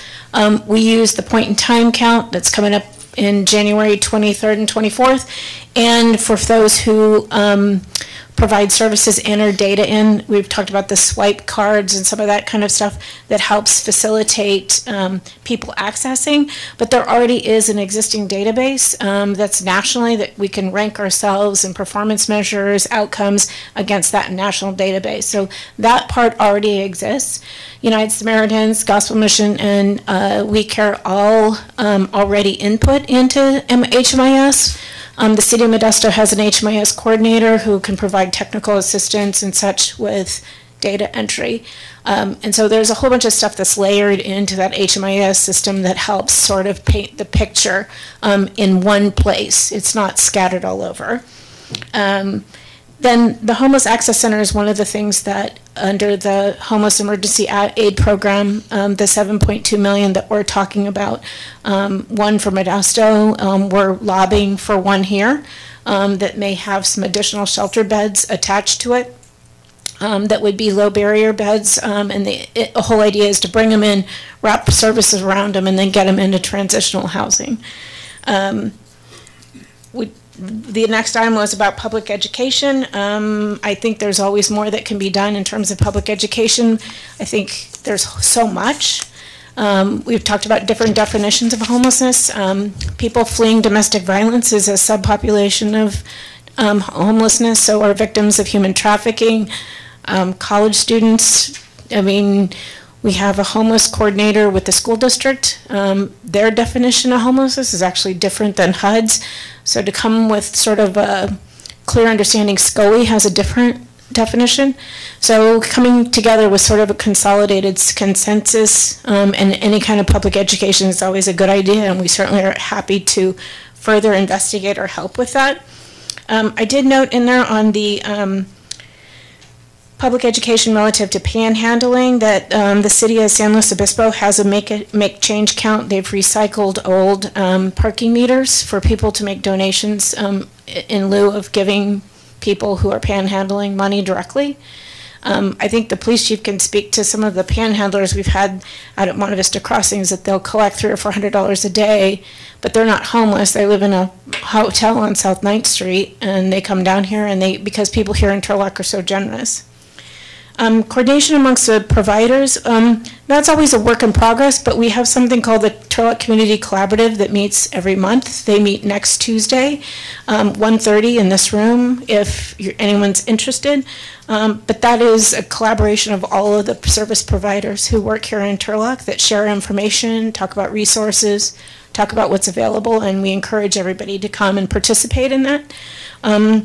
Modesto utilizes the continuum of care, and we all participate, as well as all the members of the Turlock Community Collaborative participate in the larger county-wide effort as well. Moving on to page 7, you'll see that's where the community system of care matrix is about what we're trying to do in terms of moving people from on the street to engaging coordinated access, support services, and housing. And we didn't invent this completely. This is part of best practices across the nation, but an implementation crafted over what our situation is here. So those are the elements specific to in those items that dealt with community engagement. I'm happy to answer questions. Councilmember Larson. This was probably one of my favorite components of this, because I really think it's important for our community to be speaking the same language when it comes to data, and really it's the only foundation you can have for measurable outcomes. But I didn't know, this is new information to me, because I didn't know that a lot of our nonprofits now use this. Is that correct? The HMIS. Okay, and I don't know if Christian's still here. He might have stepped out, but does this platform talk to each other? So I guess my question is, if someone goes into the Gospel Mission, someone goes into We Care, is that same person tallied at both nonprofits or both services? No. We're working toward it, and the system has the capability, but it's been a little proprietary. Mm-hmm. So I think that we're working to that end, mm-hmm. but it's not completely there yet. Mm, okay. And I would just clarify that to say that they don't automatically all connect. It's, in this particular case, we use a different actual software product, although it does the same work. But we do report, and I think the other service providers, and I guess they can speak for themselves, but I believe that they also report to the larger county COC HMIS. Mm-hmm. Okay. So yes, in that case, if you come to us for a service and you go to We Care for a service, both of those services would be reported. Okay. Yeah. So I'm not an expert, so my understanding would be that it would help our situation if we did all speak the same language with our software systems and things like that. Can you explain kind of the reasons why is it not achievable? Is it very difficult to have that to where even our police, our chief of police would even have access to this? We can kind of connect all the dots, create a really complete profile of these people. So it'd just be a really tremendous, easier way to track. I agree, 100%. Very astute. I think that's great analysis. The challenge is that HUD has selected ClientTrack specific software program that is extraordinarily expensive, very, very complicated to use. It breaks all the time. And then the way that the COC has decided to sort of roll it out, it would require additional staffing, et cetera. And so we've chosen a product that works really well for us and provides all the same data, provides access to all the same reporting. So that's why we did it, because it's much less expensive and a much better product. The federal government has billions to spend, and unfortunately we don't. Thank you. Anybody in the public have any questions or comments in regard to the last update there? Mr. Mays? I just had one question or comment. I've started my career in parks maintenance. So I worked at Bear Brook Park many years ago, and there was homeless there, but they lived in cars back then. But here on page 5, the focus on prevention, 4 core strategy. There's 4 points. From my experience, there's going to be some of the homeless who are not going to want to get into this. What's going to happen with them?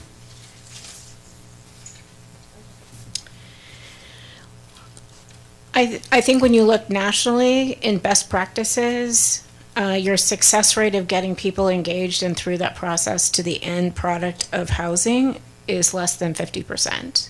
And so that becomes, that's every community's challenge. What do you do with those folks who choose not to engage?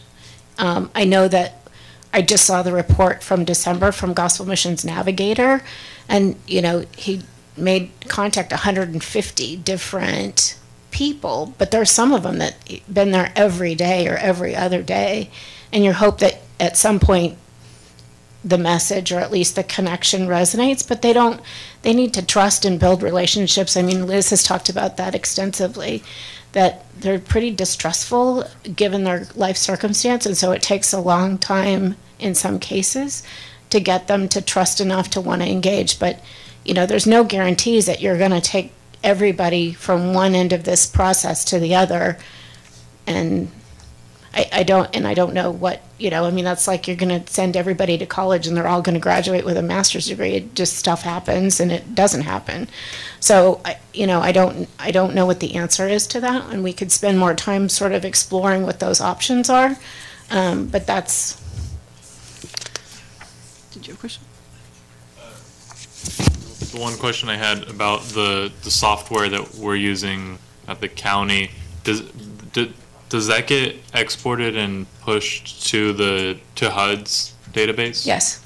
And so at the end of the day, the user, the person will have a consolidated file. Yes. That's just not always accessible by everyone. Correct. Okay. And that's under the HMIS, and we report. It reports in layers, so it reports the point in time count. It reports under what's called a HIC count. That's the housing inventory. So they want to check utilization of shelter beds, housing inventory control, and then it reports things from Exhibit 1 called an AHAR, and all of it gets layered in, and it all gets entered into HMIS, and then it's all exported basically to the national database. How often do we get that from the national database? That we get a report? Yeah. They're kind of slow, I will tell you. It usually takes it usually takes 10 to 11 months after the end of the federal program year for us to get a report. Okay. And how quickly do we get the moment in time count? Point in time count? Well, we have to input all the data, so we have the questionnaires. We have now almost 200 volunteers who are going out countywide. All of that gets compiled, and then last year, Community Services Agency had volunteer employees that came in and assisted. There's just one HMIS coordinator that works for the city of Modesto. So it took them over a month to input the 1,600. So I would imagine it will take at least that long this time, just because right we're around March 1st, we should have a March, clue of somewhere mid-March probably. so we can start quantitatively understanding what we have. Correct. Yes, go ahead. As you're walking up, we'll have Councilmember Larson say something. Go ahead. The handbook that you're holding and the smaller one, things like that, are those accessible online? Yeah, this is off our website. Oh, okay. So is there a link? Because I mean, 10 years ago we couldn't have this conversation where really vulnerable populations, homeless people didn't have access to technology. Now we have that benefit in some cases. Is it a really easy way to navigate that? So instead of handing a pamphlet to someone that could get lost, thrown away, things like that. That you say, hey, if you have any question about any resources, go to this link on your phone, things like that. Is that conversation had with any connections with? We do, and all of our service providers have access electronically in PDF form or whatever as well, and they can provide it, and we update it as necessary. Perfect. So thanks. I just wanted to address the HMIS and the point in time and all that. We're collecting data on men, women, older, younger, whatever, very generic. But also as we do as we were talking about what the Turlock Gospel Mission uses, the software versus what Client Track, the different softwares needing to speak to each other. Because like say he could go to United Samaritans and get this, and then go to Gospel Mission and get this. So I think that we're talking about two different things, one tracking an individual to get the different services, and one then just the very generic. I think to help address homelessness, we're going to do it on a more individual, we'll need to know more than just the generic.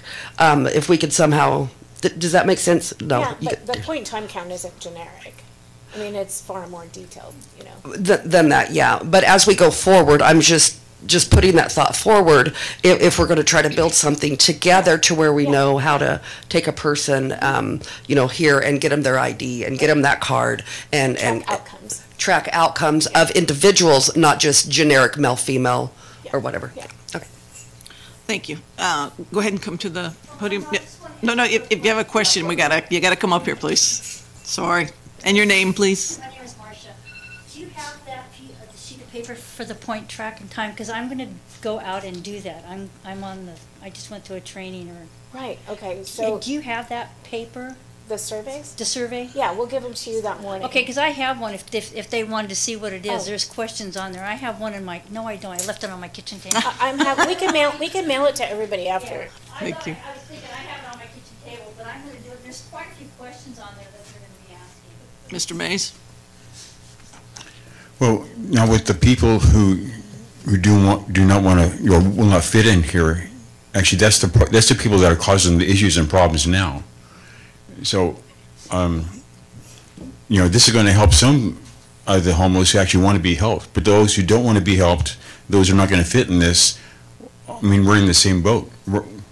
We haven't gained any ground, from what I'm seeing. So we're trying to refine the different categories that one could be in, whether it's the person who just continues and prefers to do what they're doing and doesn't really like social laws and et cetera. Then there are those that need help with some sort of addiction, and then there's those that have the unfortunate circumstances. As we refine how we can help whom and who's able to provide those services, then one category will find themselves in a position where if they continue, like we used to do in Modesto Police Department, if you're always at Crescenta Park and you keep telling the law, I don't care, I'm going to do all these illegal actions, then you'll actually get a probation where you can geographically not be there. And it'll be up to us to ask, as a policy, if we want to do that. So we have ways to do this, but right now all we have is a large group of people, and we're trying to define or refine where we're supposed to help and how we can help and if we need to be helped. There's services. We're kind of the conduit right now as policymakers for the providers to provide their services and get some finances from the county. Then what's left over, we'll see what's going on, and us as policymakers will try to address the leftover issues. Okay, yeah, but then the ones who don't, or That's your leftovers. thumbing their nose up the law and Yes, sir. want to do their own thing and not follow rules because, That's your leftovers. yeah, but my thought is, what's the Supreme Court going to do next to bind your hands so you can't even do that? And then us residents are still, we're sorting our garbage out, and these guys come in and they undo our sorting and all that, then you raise our garbage rates. So, we're still paying the buck. So I'm seeing you as wanting to be on the Supreme Court for us, huh? That would help us. No. Okay, so we'll bring this kind of full circle and bring it, close the public participation portion and bring it back to recommendations of council for staff to look at it. Just as a caveat to those that are here and those that may be listening, this isn't going to happen overnight, and there are the. Did we miss housing? It's not housing. You did both, didn't you? I think, did I get them all? Oh, you did housing first. Yeah? Oh, I'm sorry. All right, it's still open. Sorry. Somehow I got too many pieces of paper here. Thank you. With regard to housing, so housing, as you saw in that matrix, is kind of the last piece of that. Our biggest challenge in Turlock is that we've got a 2% vacancy across all kinds of economic strata in our rental units. And that's further exacerbated for folks who have experienced homelessness by having bad credit, no credit, or felony convictions, or rental evictions. So we're working on, we'll be submitting for the third and hopefully final time, our financing application to the Tax Credit Allocation Committee to hopefully get funding to do Avena Bella Phase 2. That's 60 more units of affordable housing, but those are direly needed, but that is not going to work for the folks that we're talking about today. We need to figure out something else, whether it's some transitional housing beds, additional shelter beds, or tiny houses, or purchasing a mobile home park and bringing in old travel trailers. And I mean, there's a whole bunch of different kinds of options that we've kind of laid out there. The RFP is out, and I think the deadline is tomorrow for people, nonprofit providers, to basically put together a proposal for our 8 units here across the street. So those will be up and available for transitional housing or permanent supportive housing. So we're trying to do it incrementally. We're happy to look at if someone has a particular piece of property, private or public, to see if we can put together some layered financing to make it work. Same thing with transitional, with shelter, and then with veterans. Veterans is the lowest hanging fruit because there's so much out there to provide assistance, both in services and rental subsidies. So there's no reason why we can't solve veterans homelessness here. We have about 25 or 30 of them here in Turlock. There's no reason we can't fix those. So, it's how creative can we be, and how do we put together a patchwork of money to make it work? And we're open to any suggestion or specific site so we can do an analysis to make any of those options work.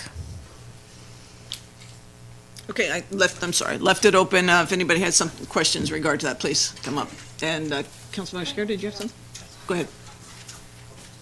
Yeah, Hi, Pauline Black again. First off, I want to say I have Section 8. I'm one of the lucky ones, but in Turlock, it is extremely hard to find landlord, even just for that. So I know there's all these programs that we want to create that will provide rental assistance, but unless you find landlords willing to rent to people, it's not going to work, especially if they look at an individual and say, oh my God, they're homeless, they're probably a drug addict, they're going to trash my place. They're not going to want to rent to homeless people. So that's going to be like Section 8 right now is just a piece of paper, unless you're lucky enough to kind of hit the landlord lottery. So you do need to find some way to incentivize the program, whether that's a tax credit or whatever, to potential landlords to get them involved. Otherwise, it's pointless. Also, as far as housing, we're talking about long-term goals. Once again, I need to reiterate that there's a huge need for something right now. And first and foremost, we have people in tents, and I just want to say, yes, it was raining last night, even if it wasn't raining every single hour. I think a good policy for the city and the police department to have is, if it's scheduled to rain or to shower via Weather Channel, let them erect a tent. They're not going to put it up and down every single hour, whether it's raining or not. It's a suggestion. Thank you. Thank you. Also, I want to let you guys know that moving and shuffling people from this park and to this area and then moving to this area, it's pointless. If you look into the National Coalition on Homelessness, they say that programs like that, it's counterproductive to ending homelessness, that it's criminalization of homelessness aimed at visual ramifications and does not address root causes. You're just putting a window dressing on homelessness and saying, oh, well, we don't see it here, so it must not exist over here. In order to help people, we need a spot that says, okay, you can stay here. You can exist here without harassment, without people driving by, photographing you, throwing crap at you, excuse my language. But this does happen because there's such a general kind of hatred for people that are homelessness, or a fear. They're not all rapists, child molesters, drug addicts. There are good people out there. And I had my daughter with me on multiple occasions at Broadway Park playing with the other children that are there that just so happen to be homeless. So this fear-mongering over people that have no houses has to stop. These are people, first and foremost. And thank you. And also, this creates additional barriers to helping people, because on the one hand you want to say, oh, I want to create all these programs to help people, but on the other hand you're shuffling them here and there. We're using the police department, fire department, the parks and recreations, God bless them all. They have to do their job, but their job is to help people to stop things from happening that would harm people, not to be thugs for any sort of political agenda. And I'm not saying that that's what is happening here. I know that you're new, but you don't want to have that happen, because it's going to create a whole lot more distrust. How are they going to take part of these programs if they can't trust you?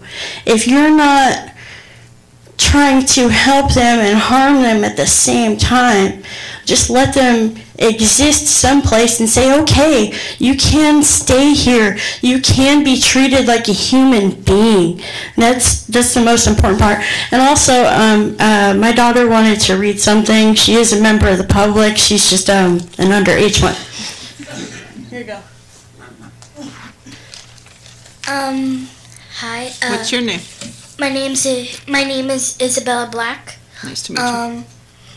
Well, you see, most people, like the homeless people, they've been sick, like really bad, and a whole lot, and it really doesn't help, like, with the conditions that they are living in, like it's extremely cold at night lately, and it's been raining, and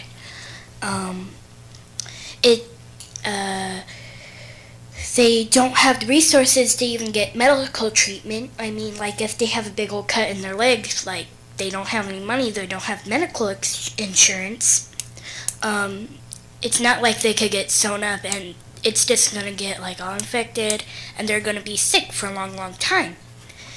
And some of the people I know that they even have immune disorders, which they get sick very easily, therefore they need tents and like really, really bad.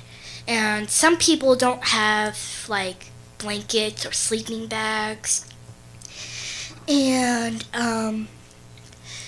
you know, like they do need a place to stay, and like no disrespect, but people, they need to have a place, and I think that they even need it more than like the public does, to stay in the parks, because I mean I know parks are for like joy and pleasure, but they do need to have a place to stay.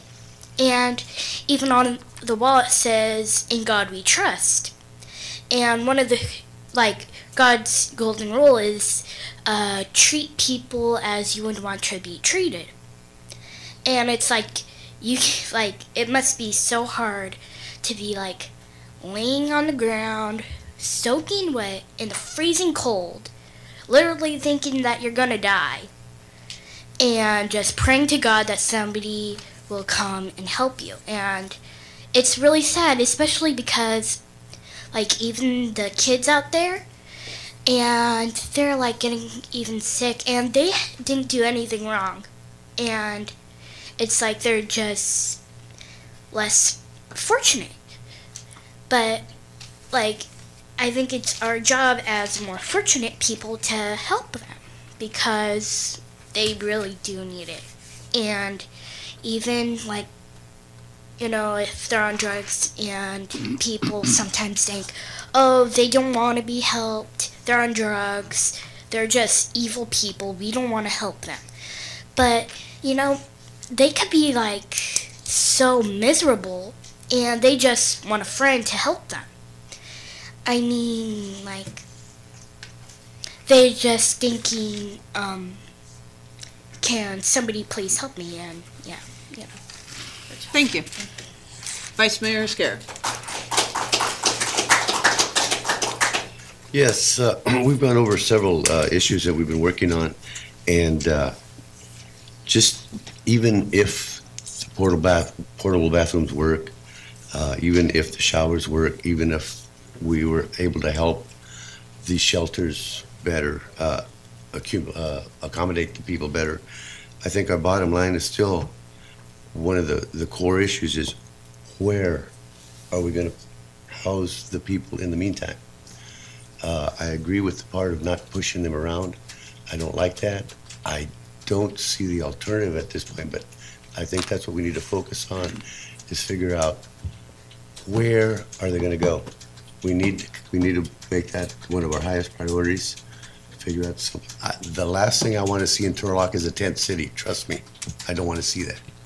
However, we cannot just be pushing them from one corner to another, because they're going to end up in the neighborhoods.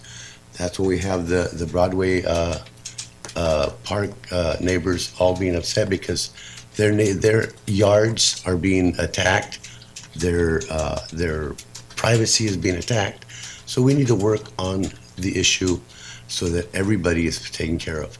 And I think it's going to start with finding some place where we can house the bulk of the people that are out there. Mr. City Manager. Thank you, Madam Mayor. I just wanted to offer a couple of observations as we get to the end of this. In my experience with our staff and the actions that we've been undertaking, I'll say categorically that we are not engaged in moving people.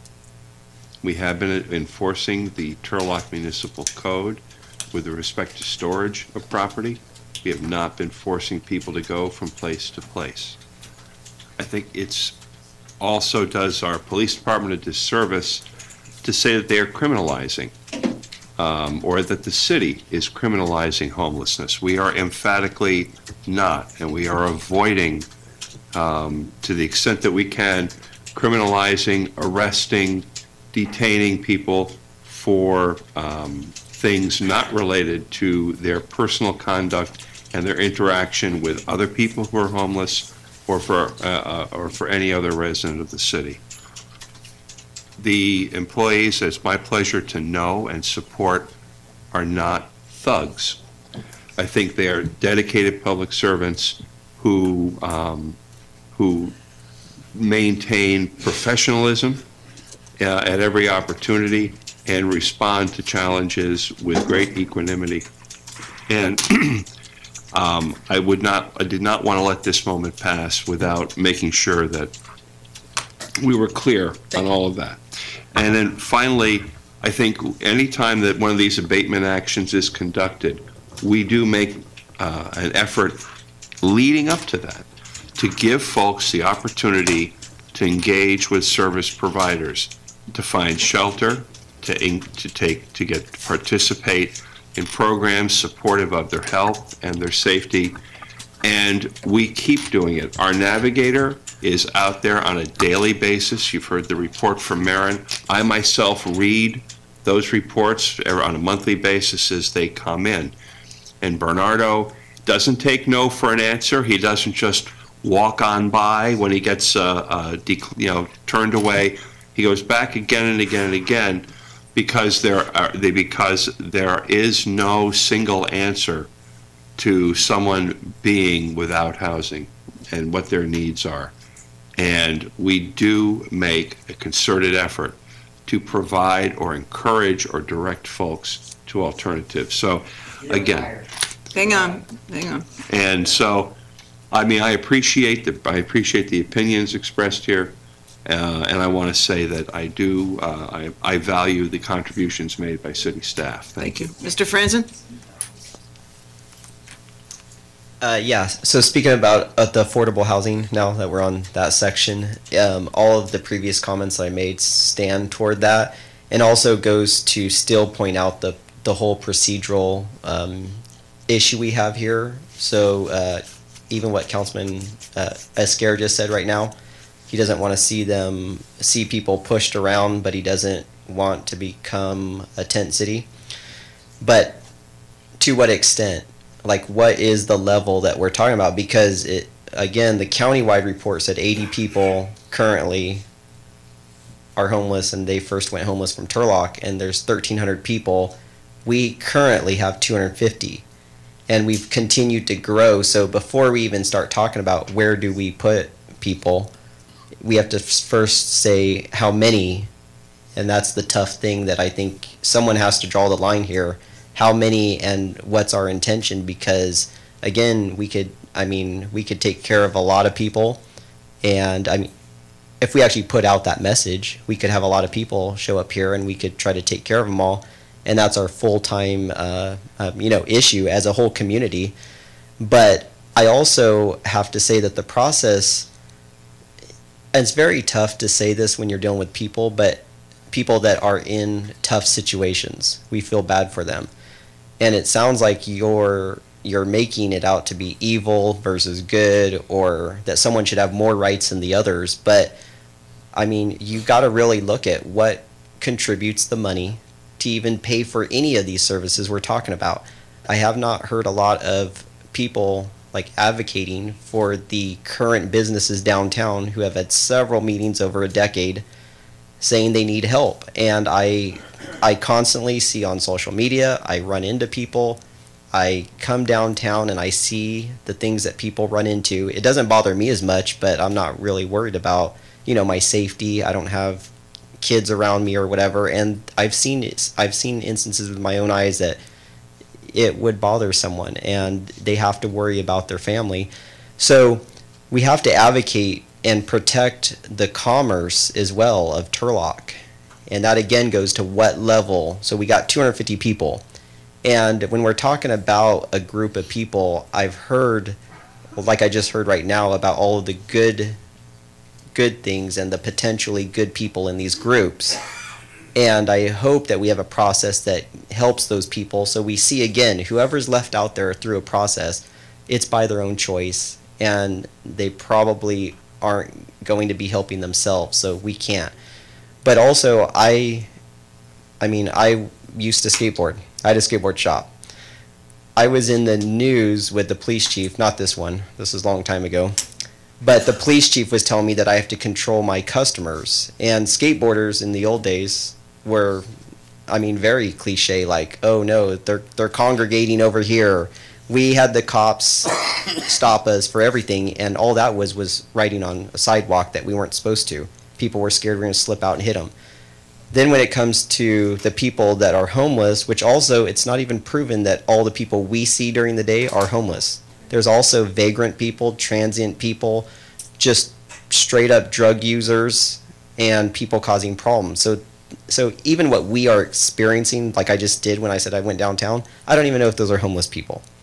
So, but we do have to address, though, that there are concerns that go with it, and that's where we need to find out how many people we're going to be able to help or want to help, how many can we help, what is the help, and then as far as the city goes, I really believe, and you actually said this, Mayor, that you're facilitating us. We're the community, we're the ones that got to step up and take care of this, and I see on social media people throwing around statements saying, well, you just take them in then. Well, we would, but there's also laws on that too. I mean, people can squat in properties. There's a whole processes to get people away from. We're also at exposure. People have families. So for the government facilitating our efforts, but we're also going to be tied with that. But also with the government, you do have a couple things, which is because in theory we all pay into it. So we are contributing to that. There's liabilities that hopefully you're pulled together that would be stronger than our own like legal position. But also I believe you have some properties too. And I don't know, like even on First Street, like you guys bought a bar for like $600,000 in the height probably of economy with RDA money. And I don't even know, do we still own that? I mean, we the city? So the city still owns that. But we need to look at using our own properties and our own work program first for the government is what I believe. And affordable housing, I don't think there's going to be any. Thanks. Thank you. Yes, sir. Thank you, Lady Mayor and council members. My name is Robert Allen. I am a homeless citizen here in Turlock several years, mainly because I will not take away from the We Care program. I live in my vehicle, so I don't use their resources. There are several of us out there that live in our vehicles. We do have a solution for can't get away from a tent city. On Montana, we have a dog park way out there. There's not any community around it. We can house these people, make a tent city where they have water already there. We can put sewage in and a trash bin, so that way they can maintain themselves. My group, the Fired Up group, has been organized for a few years now. Not a nonprofit, but homeless people helping, getting ourselves, we will police ourselves,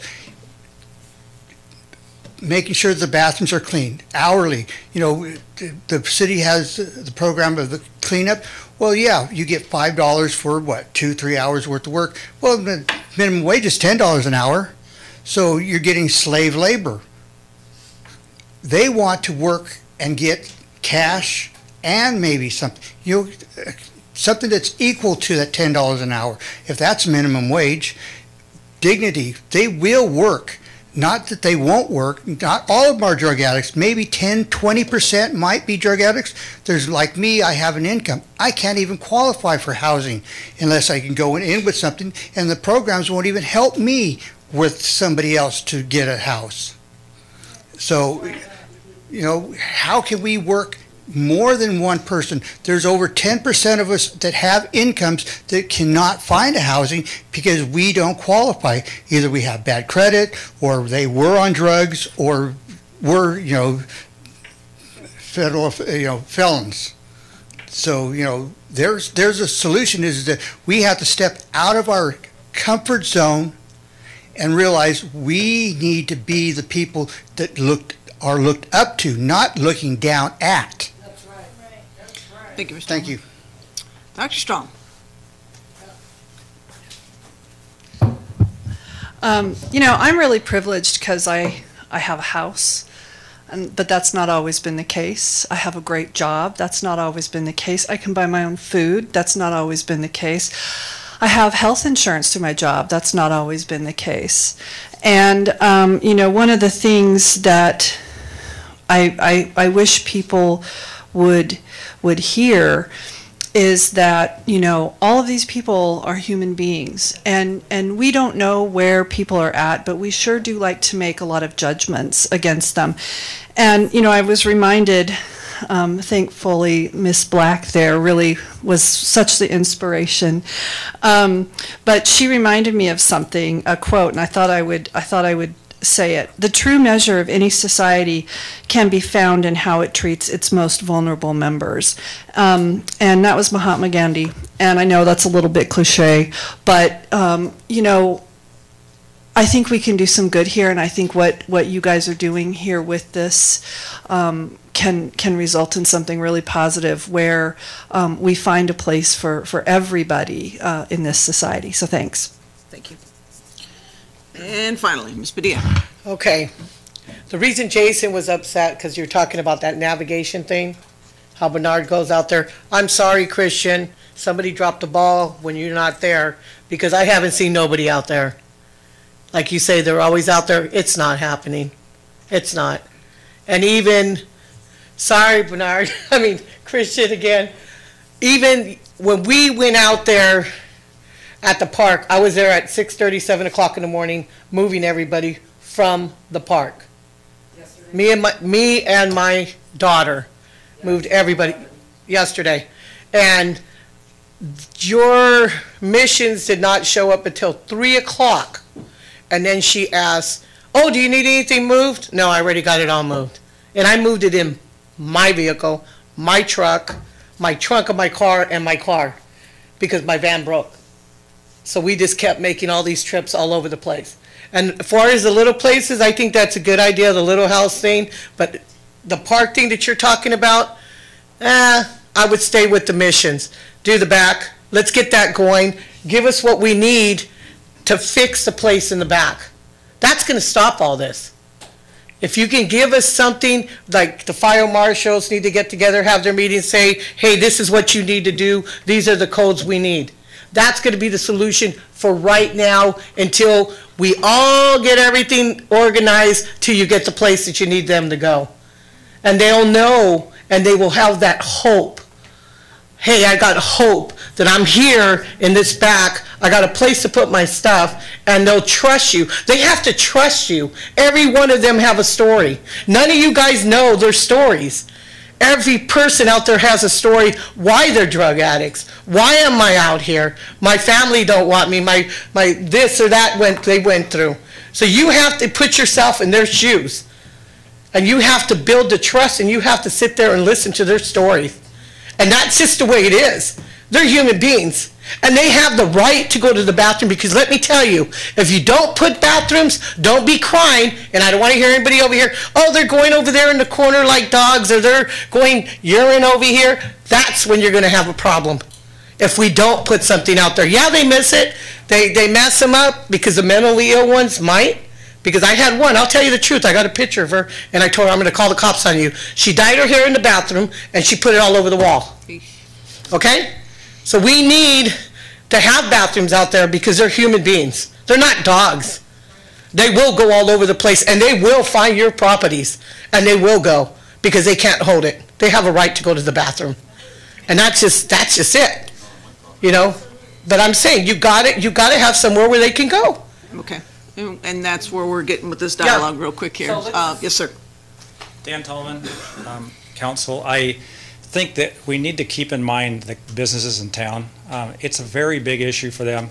We're talking about solutions for people. There are 60 of us, or were earlier in this room. We're talking 280 people.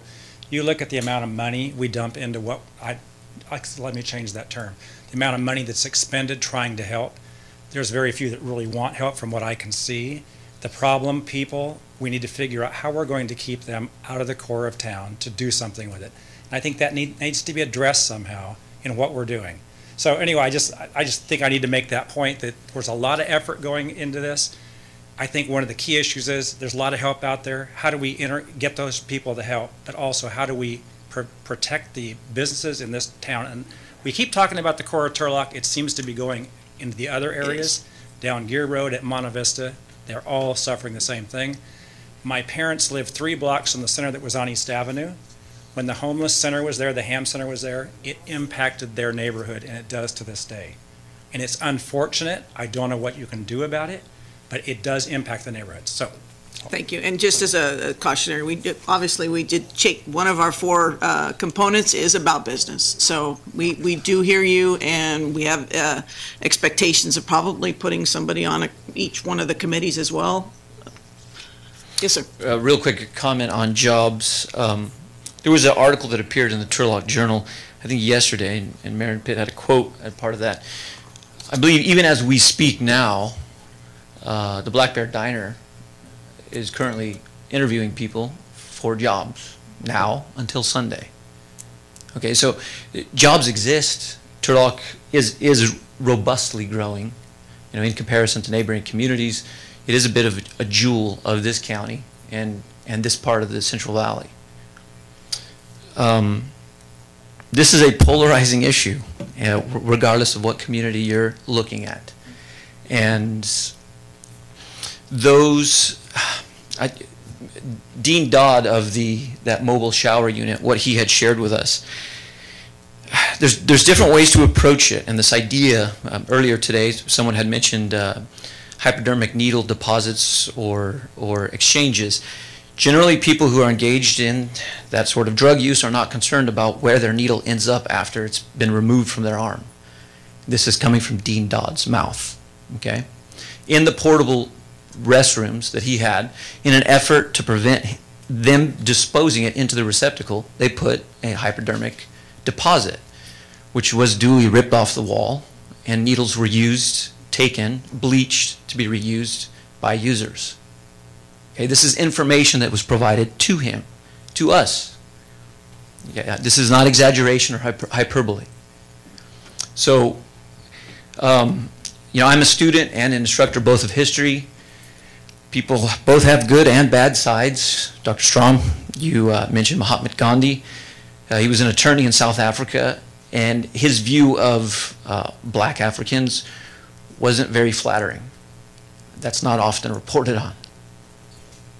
So humans have good and bad sides, and many times certain people leverage themselves with stories to elicit emotions, to manipulate people through emotions. So I think we need a more informed public on these issues so we can make responsible decisions. If businesses start leaving Turlock, that is the death of the community. Thank you. So I'm going to go ahead and close public for the second time and final. So what we're looking at here is obviously, oh, I'm sorry, Jason, did you want to speak? I'm sorry, I didn't see you come in. I'm hoping you're going to give us a good story. Tell us what happened. Say sorry first. Oh yeah, first of all, I want to say sorry for rushing out here and calling you a liar, but I just believe my name is Jason Freitas, okay? And when it comes down to being, you don't go state something unless you really know the full truth first, okay? I don't know how many times you've been there, city manager, at the park, maybe once or twice I've seen you there, but how many times have a navigator, okay? This navigator does exist, but the navigator doesn't go around the community unless the day of or a day of an embankment or whatever order, then they want to be out to help. We need to go to the cause of the issue right now. The issue is Amafar, actually, I would say, our chief of police, has lack of funding in the department due to fraud investigations and stuff, okay? There's been fraud been committed, clearly, with $875,000, which was a cool grant for the mission to finish its building. But within that $875,000 grant, it was a competitive thing. 89 organizations was chosen out of thousands. So when you're going on a competitive grant, the mission is saying they were going to house 40 men, 25 women and children. They gave an estimate of the women a little bit higher, like 25, because maybe the population might grow throughout the years. But there was only 12 women at the time being housed from church to church before the mission opened the doors to the shelter part. Okay, so they figured, okay, 40 men are going to be off the street. It's not that, there's at least 9 beds every night open, okay? And there's people on the inside that even say there's probably like 25 beds at times. Once it went big into the Modesto B, it's like, oh, okay, now we're going to start a waiting list. So the phones start blowing up. They start a waiting list for women that's not from Turlock, okay? Majority of the people there are from out of town. We're not helping the Turlock residents that become homeless. And they wouldn't even, for the women's side, you see, they're using that as an excuse, you don't want to, women come first and everything. I agree, but, don't use that as an excuse, to hide everything. Oh, we're doing it for the women, or whatever. Well, you're actually helping Modesto women. So all that attention from the Modesto B and all, it attracted everybody to Turlock. I know the homeless community, and it is the trust issue. There are people that don't want to be helped out there. Okay, and then there are other, like myself. The department goes and helps us out on Christmas Eve, puts us in the Marriott Motel 17 nights. Okay? They got us into a house. There's people like myself that want to be helped out, and then there's people that just choose not to want to. Okay, and those people, if they want to sleep in the park, nobody lives for free. You got to work to live. Pick up trash. Then Ruben would go and give you a slip for that day. Okay, and then you can rest your head if the shelters are full. But you got to have some kind of structure for them. Okay, give them some type of hope. Everybody in this room right here obviously cares. You guys are all fixing what the complaints are out there. You don't see any of those people that are complaining out there in here like we all are right now. You guys are all, there's enough people in here, not financially, we have got to work together as a community. All of us can leave today and go sponsor one person, give them that hope of change. It's not going to happen overnight, but they're not going to want the help, okay, because they've lost the trust. You got to gain that trust back. And I've learned myself, yes, there are drug addicts within the homeless community, but those needles and stuff, a lot of it are coming from teenagers coming to the park because they're not wanting to do it at home. They're hiding from mommy and daddy.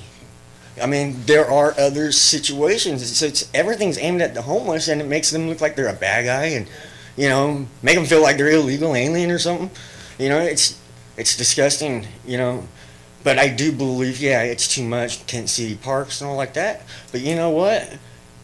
They have to have a ticket, say they earned it for that night's sleep. If they didn't, then give them a ticket, or send them to the mental place, because it's not normal wanting to be homeless. Normal is having a house. Normal is leading by example, and everyone in this room I can tell leads by example. Because you're here, you're trying to fix everything that everybody else is creating right now. It's the homeless can only help the homeless out. They have to want to change. My family proved it. We want to change, and that's it. Thank you, Jason. No. God bless you. All right, we're going to close it on that. That's a great feeling. Thank you, Police Department, for helping him and his family. So we'll bring it back, and obviously not having numbers to quantify and qualify what it is we're looking for. I'm not sure how you guys feel, but I think that obviously the dialogue with Christian Kirby and staff as far as what they could do behind the facility is probably of utmost importance, right? Yes. What I would recommend is the first order would be to determine what number we want to allow for no barrier shelters as a city. There's going to be camping no matter what. These sweeps that we're conducting are temporary solutions. We've seen it. It's going to be clean, but they're going to settle in somewhere. So what I believe would be the best interest of this city is that we identify not necessarily just one area, but areas that are able to become temporary campsites to house them, that would be all within an agreement of how many people we want to allow to be in. So it's not a tent city where there's not going to be any restrictions in place, but Maybe we want to add 10 no barrier tent lots in the city and figure out within the city where those would be located. I think it'd be reasonable for us to try and coordinate with the public safety, neighborhood services, so that maybe the proximity would be situated near there, so that they're that we can have a strong partnership there. And what is our capacity? How much do we want to do? And then for the, I heard that we had someone being awoken and having them tell their tent to be taken down at 3 a.m. In the morning on a night that was, not the best weather conditions. I think the direction of the city is, if we're gonna be doing that, we should be doing that in the morning. 3 a.m. Wake up calls to these people could wait until the next morning, allow the night's sleep, and then enforce our law in a humane way. I don't think a 3 a.m. wake up call is that. But yeah, the most immediate thing is find out what is our capacity, what is it that we want to allow, look into some sort of cheap, semi-permanent, like tiny homes or just shelter type centers that we could have different levels. One would be just a lot where they are allowed to have a tent within the agreement that these are the regulations for you to stay in this lot. That's not no barrier. No, that's not no barrier? Correct. We can't, if we're saying you can't, like just a camping site where you say that you're allowed in this lot. Who polices that, though? If we could look into partnerships with some of the nonprofits that would. That's why you would do it behind there, because what you're saying is cool, but what you're going to do is you're going to land up like we landed up at the park. Right. There's a lot of people there that you get. I'm not saying in a public space. No, yeah. It doesn't matter. We don't want to have a little spot of tents and say, okay, you can just do this is your little spot, because I guarantee you're going to have a lot of stuff. So that has to be policed. It has to be watched. And they know that when we put them in a structure, like when we go over there, and we say, hey, this is it. It's happening. It's down. It's coming. They listen. Like even when I told them they were coming and we got up and we left, you have to tell them, hey, this is your spot. This is what it is. This is what you're allowed here. And if you're not going to go by the rules, then you know what? You're out there, you get caught, that's your problem. There's nothing I can do about that. Because if you're telling me right now, this is really you want to be warm, you want to be safe. But somebody has to be there, and that's why it was a good idea to do it behind the bushes, because we can police it ourselves, and we can help them, we can cook for them, and we can make sure that they go by the rules, because we know who are the ones that are doing what they're doing and who's not doing what they're not supposed to be doing. You know what I'm saying? Mm-hmm. Because you already know which ones can be together here and which ones can't be together with the ones that really want to get together. Vice Mayor Oscar. Do we know what kind of capacity we're talking about in this area behind the gospel? As far as it would depend on what you wanted to do. Well, they're talking about a space that's there. Do we know It's a vacant lot. Okay, do we know the size, parameters, how? I think our biggest problem right now is that we don't know how many people will actually adhere to this and want to come there. But I think that the notion is could you house 20 people there, Understood. 40 Okay. people there? I mean, there at some point there's a maximum. Exactly. And So it would that's- depend on, so. And I think that would But be a it's the place to first start. start. I think it's about a 1/4 acre lot. It might be a little bigger. But I defer to Christian on the vacant lot. Because right now we have like maybe 30 tents, I think, out there. Christian? Is Christian No. still here? Chris, Yeah, he's I still know all the hiding places, so I know where they're all hiding. He's still there. I know between the walls, where the businesses that they're talking about, I know where they're all at. So we have like maybe 30, 35, 40 tents out there. The other ones want to go to the shelter, and the other ones want to go to the warming center. So we know which ones, and they will come, because we're not gonna give them, it's no options no more. You're not gonna go to the park. You're not gonna do this. This is what we're offering you, and this is what we have to do. So what we do, we have a community CAP meeting, and we talk about it. They're not gonna give us an option, this is what we're offering you, and this is the solution to help you. Okay, Liz, if I may, if I can ask Christian for a second. Is this something that you'd be willing to work with Marin and staff to see if we can get what we can work out as a temporary start? I think that the mission is willing to explore it. I know that, we did approach the city council in June or May or June of last year with a concept to place a tent there for 50 people that were going to be displaced when the We Care shelter was being remodeled. And at that time, the city wasn't able to accommodate that request. So it's something that we've talked about in the past, and we are willing to consider. I know that the county has some idea about how to do that. I would defer to the council. I mean, certainly the property's there. It's certainly available. We would. I think it's obvious that there needs to be some structure. There needs to be some sort of staffing, et cetera. So, we would be willing to be in the conversation, and that is land that we're currently not using. And so, if it benefits the city, if it benefits the community, then we're happy to engage that conversation. And Marin, would some of this money that we're talking about from the county, would that be applied to this type of project? It could be.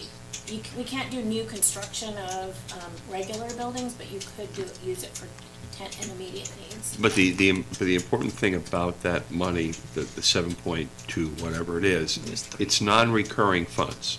So, we'll get the biggest impact when we spend it on ways that are durable over a period of time. So, if it starts up something that we can sustain, that'd be great. But I just want to caution about when we think about, oh wow, this is a windfall. It is, but it won't be here next year. Yeah, no, I'm not looking at permanent.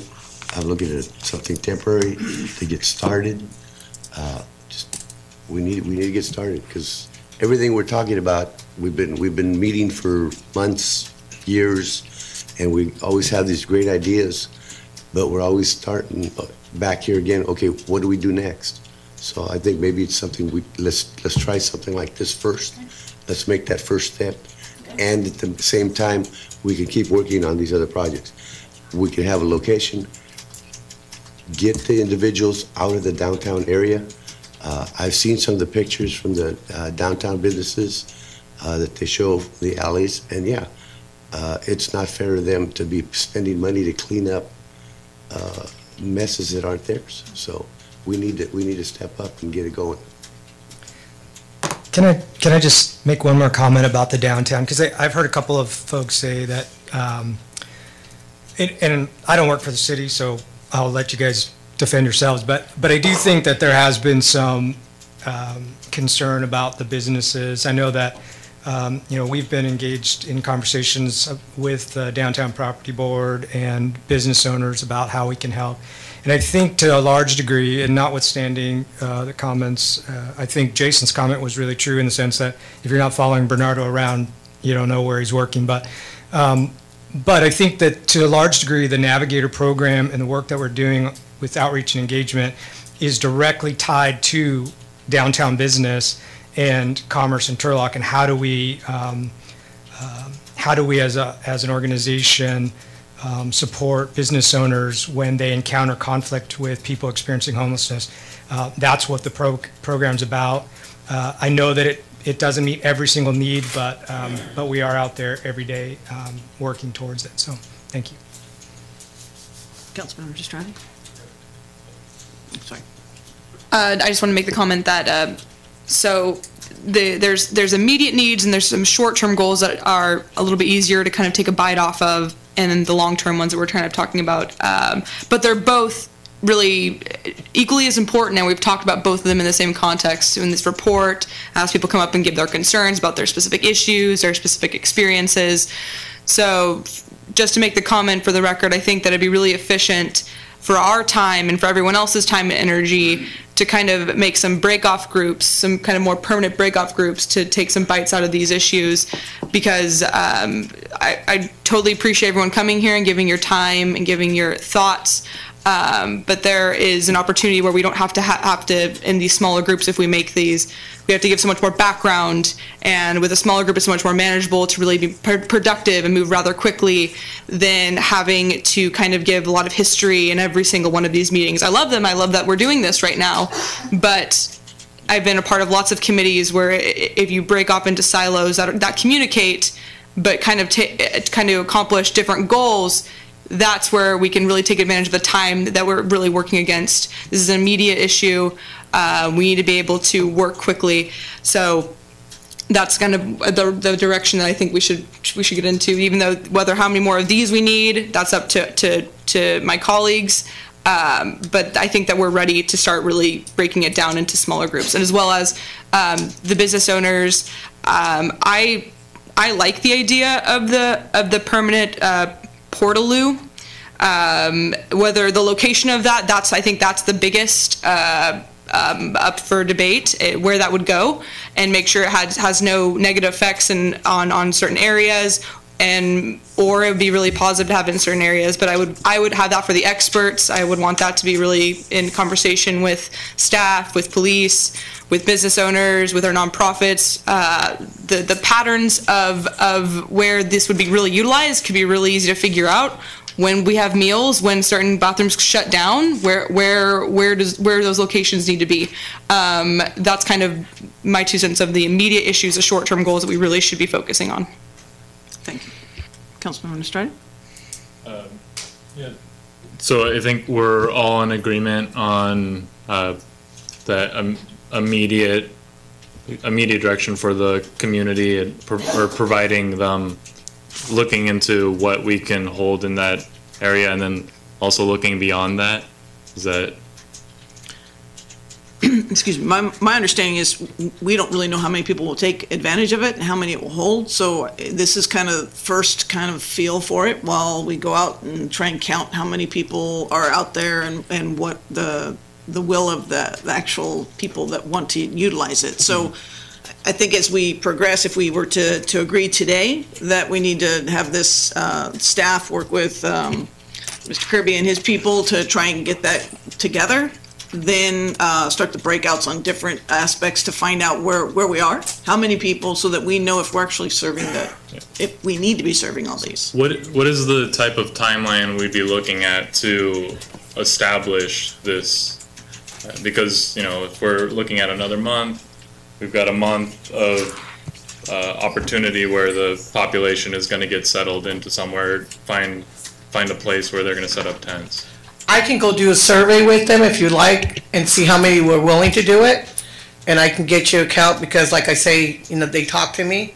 And I can give you guys a count at the next meeting and let you know how many really will go for it.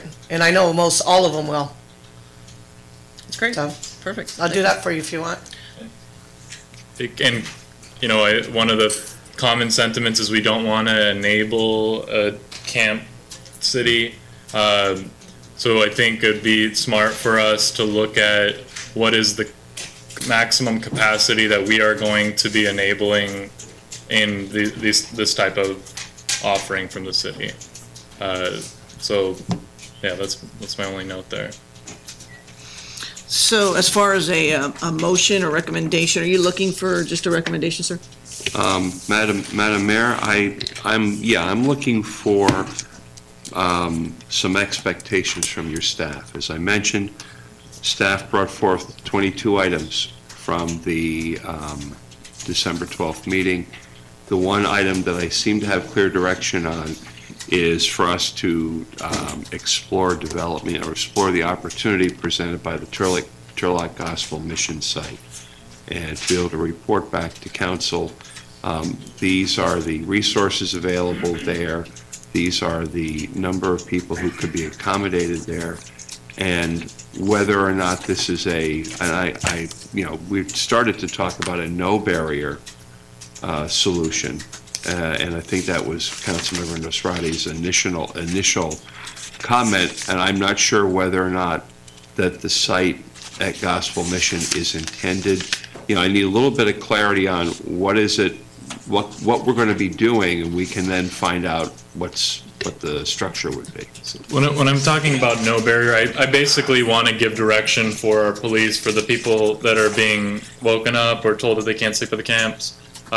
Where are areas in our town that we are going to send them outside? Because we are, maybe they're, like an idea that I had early on was maybe we need to find areas within the industrial district where we say, you in Turlock, you're allowed to sleep, camp in this area so long as you have 50 feet between you and another campsite, or some sort of general direction. That would be, and that would require a policy, I think, established by council. And I would just offer that every action has an equal and opposite reaction. We are trying to market that industrial area to businesses to create economic growth, tax ratables, and jobs in the community. And that kind of strategy, and we need to consider everything in balance, would be my recommendation. So if it is the will of council that staff and in a multi-agency process comes back with some sort of policy recommendation about enforcing Turlock codes as opposed to enforcing California penal law, we'll do that. But I would like to have some fairly sharp recommendations that we can respond to. So I would look for kind of a consensus from council on, before I send staff out and dedicate their resource to one solution or one mitigation measure or another. So yeah, what I would like to know from the staff is what we believe our maximum capacity is for no barrier shelters within city limits, where it would not impede on the quality of life of the residents or adversely impact the economic development in industrial zones. So that would be no barrier shelters or no barrier zones, let's say, on city-owned property. Is that what you're? We cannot make someo's private property. Sure. Yeah. Essentially, what is it that we're going to be telling people that are sleeping where they can sleep within cities, and with what sort of restrictions? Whether it's you cannot erect a structure larger than this. We cannot. Go ahead. Chief. I'm sorry. We need to be very clear, Councilmember Maserati. You keep indicating that we've moved people. We have not moved anyone. Okay? Because if we're doing that, we're breaking the law, and the law enforcement will not break the law. In regards to municipal code and penal codes, the state overrides our municipal code. So your municipal code will not override the state, nor will it override federal. So let's be real careful of what we're saying, because we're putting ourselves in a huge liability. And I don't want to get into the rest of the discussion regarding your tents and so forth, but let's be real careful about what we're saying when we say it. We're not moving people. We removed property. Councilor, you have something you want to say? Yes, just to kind of what I'm hearing. You wanted first to go work with the Turlock Gospel Mission to see what's the property that they've identified, see what type of, because we haven't identified what that would be, whether no barrier, low barrier, whatever that would be, but work with them to see how many spots, how many people would it accommodate, what does that look like, to come back to council to say, yes, we could put a big tent over it, yes, we could relax the codes that are due to the shelter crisis declaration. There is you can relax some of the codes as far as housing or health, whatever it is. Look into that, but see what kind of project is available there that homeless folks could go and set up a tent or whatever, somehow occupy at that area. you'd also like to know, are there other properties, whether within the city, privately owned, publicly owned, just look, are there other properties that could also accommodate these type of locations? I think that that's kind of what I'm hearing as far as, and coming back to say what kind of location that would be, how many people would it hold, but that's kind of the initial start of it, right? Essentially. That's kind of what I'm hearing regarding. I've got real reservations about including privately owned property in any discussion So, of this. so this is the summary of kind of what I'm hearing, because Turlock Gospel Mission is not a public property either, but they're a willing nonprofit, and maybe the nonprofits are where we start. Nonprofits, instead of going and saying you own an industrial area. But I think we're putting the cart ahead here. We don't know how many people are Based on our counts and what our service providers see, we have about 250 homeless folks here in our community. We have 98 shelter beds, plus we're seeing about 25 to 30 a night in the warming center. Okay. So take 250 minus 25 from the warming center and 98 beds, and that's about what you've got left if you're looking at how many people you need to accommodate. And there's room for more in the warming center. That Sure. 25 to 30 is probably less than half of the capacity. I believe they have to warming stay center. under 49. So The warming center is not a place to sleep. It's a place to be out of the elements. If they sit up, we can't erect cots, if that's what you're asking me. They don't have fire sprinklers. It's a fire, health, and safety code issue. It's an area, we have 250 people that have to sleep at some point during the day. So the number of people that can be in the warming center, I don't think necessarily impacts how many people we need to accommodate for to be able to sleep. So at the end. we have 250 minus 98 beds of shelter. We've got 7 human trafficking beds as well, so that takes us to 105. But these are all speculative numbers. I mean, if we just start with what we have here, I think we have the dialogue ready to go there, and then we break out these groups, each one of us taking one of those, and start down that dialogue. So each of us will be appointed to one of those committees. I think that we need, definitely you could work with the alternate work program immediately. These are like no cost and can go ongoing. Just so that we're doing something immediately, and then refine without testimony conversations and more about just the practical, what would the cost versus the usage of each of these different components. I think then we'd find something that we could actually get to. So we're gonna first step is evaluation of the TGM site and how many people it can accommodate, right? That's a concrete thing. Next would be to schedule meetings of these 4 work groups. We're gonna return issues to them And for 4 further of the sharpening. electeds will be assigned one to each. Yeah, 1 member at each. And are we going to use the memo prepared by Maren as the basis of work? Because at some point, you're gonna have to say, we gotta limit the scope of inquiry. And I think you've got a good set of alternatives. I'm sure other things will come to it, but yeah, at least that's a working list to All go right, off of. So those are the 2 takeaways And today. if we could agree that the alternate work program should be something that we can look into fairly quickly. Alternate work in the content, like not necessarily, but like the downtown streets. Correct. That kind of, Right. Okay. All right. And I would also like to add that, or to beg the question, so when we do schedule these 4 work groups meetings, do we want to have, how will they report, I guess is my question.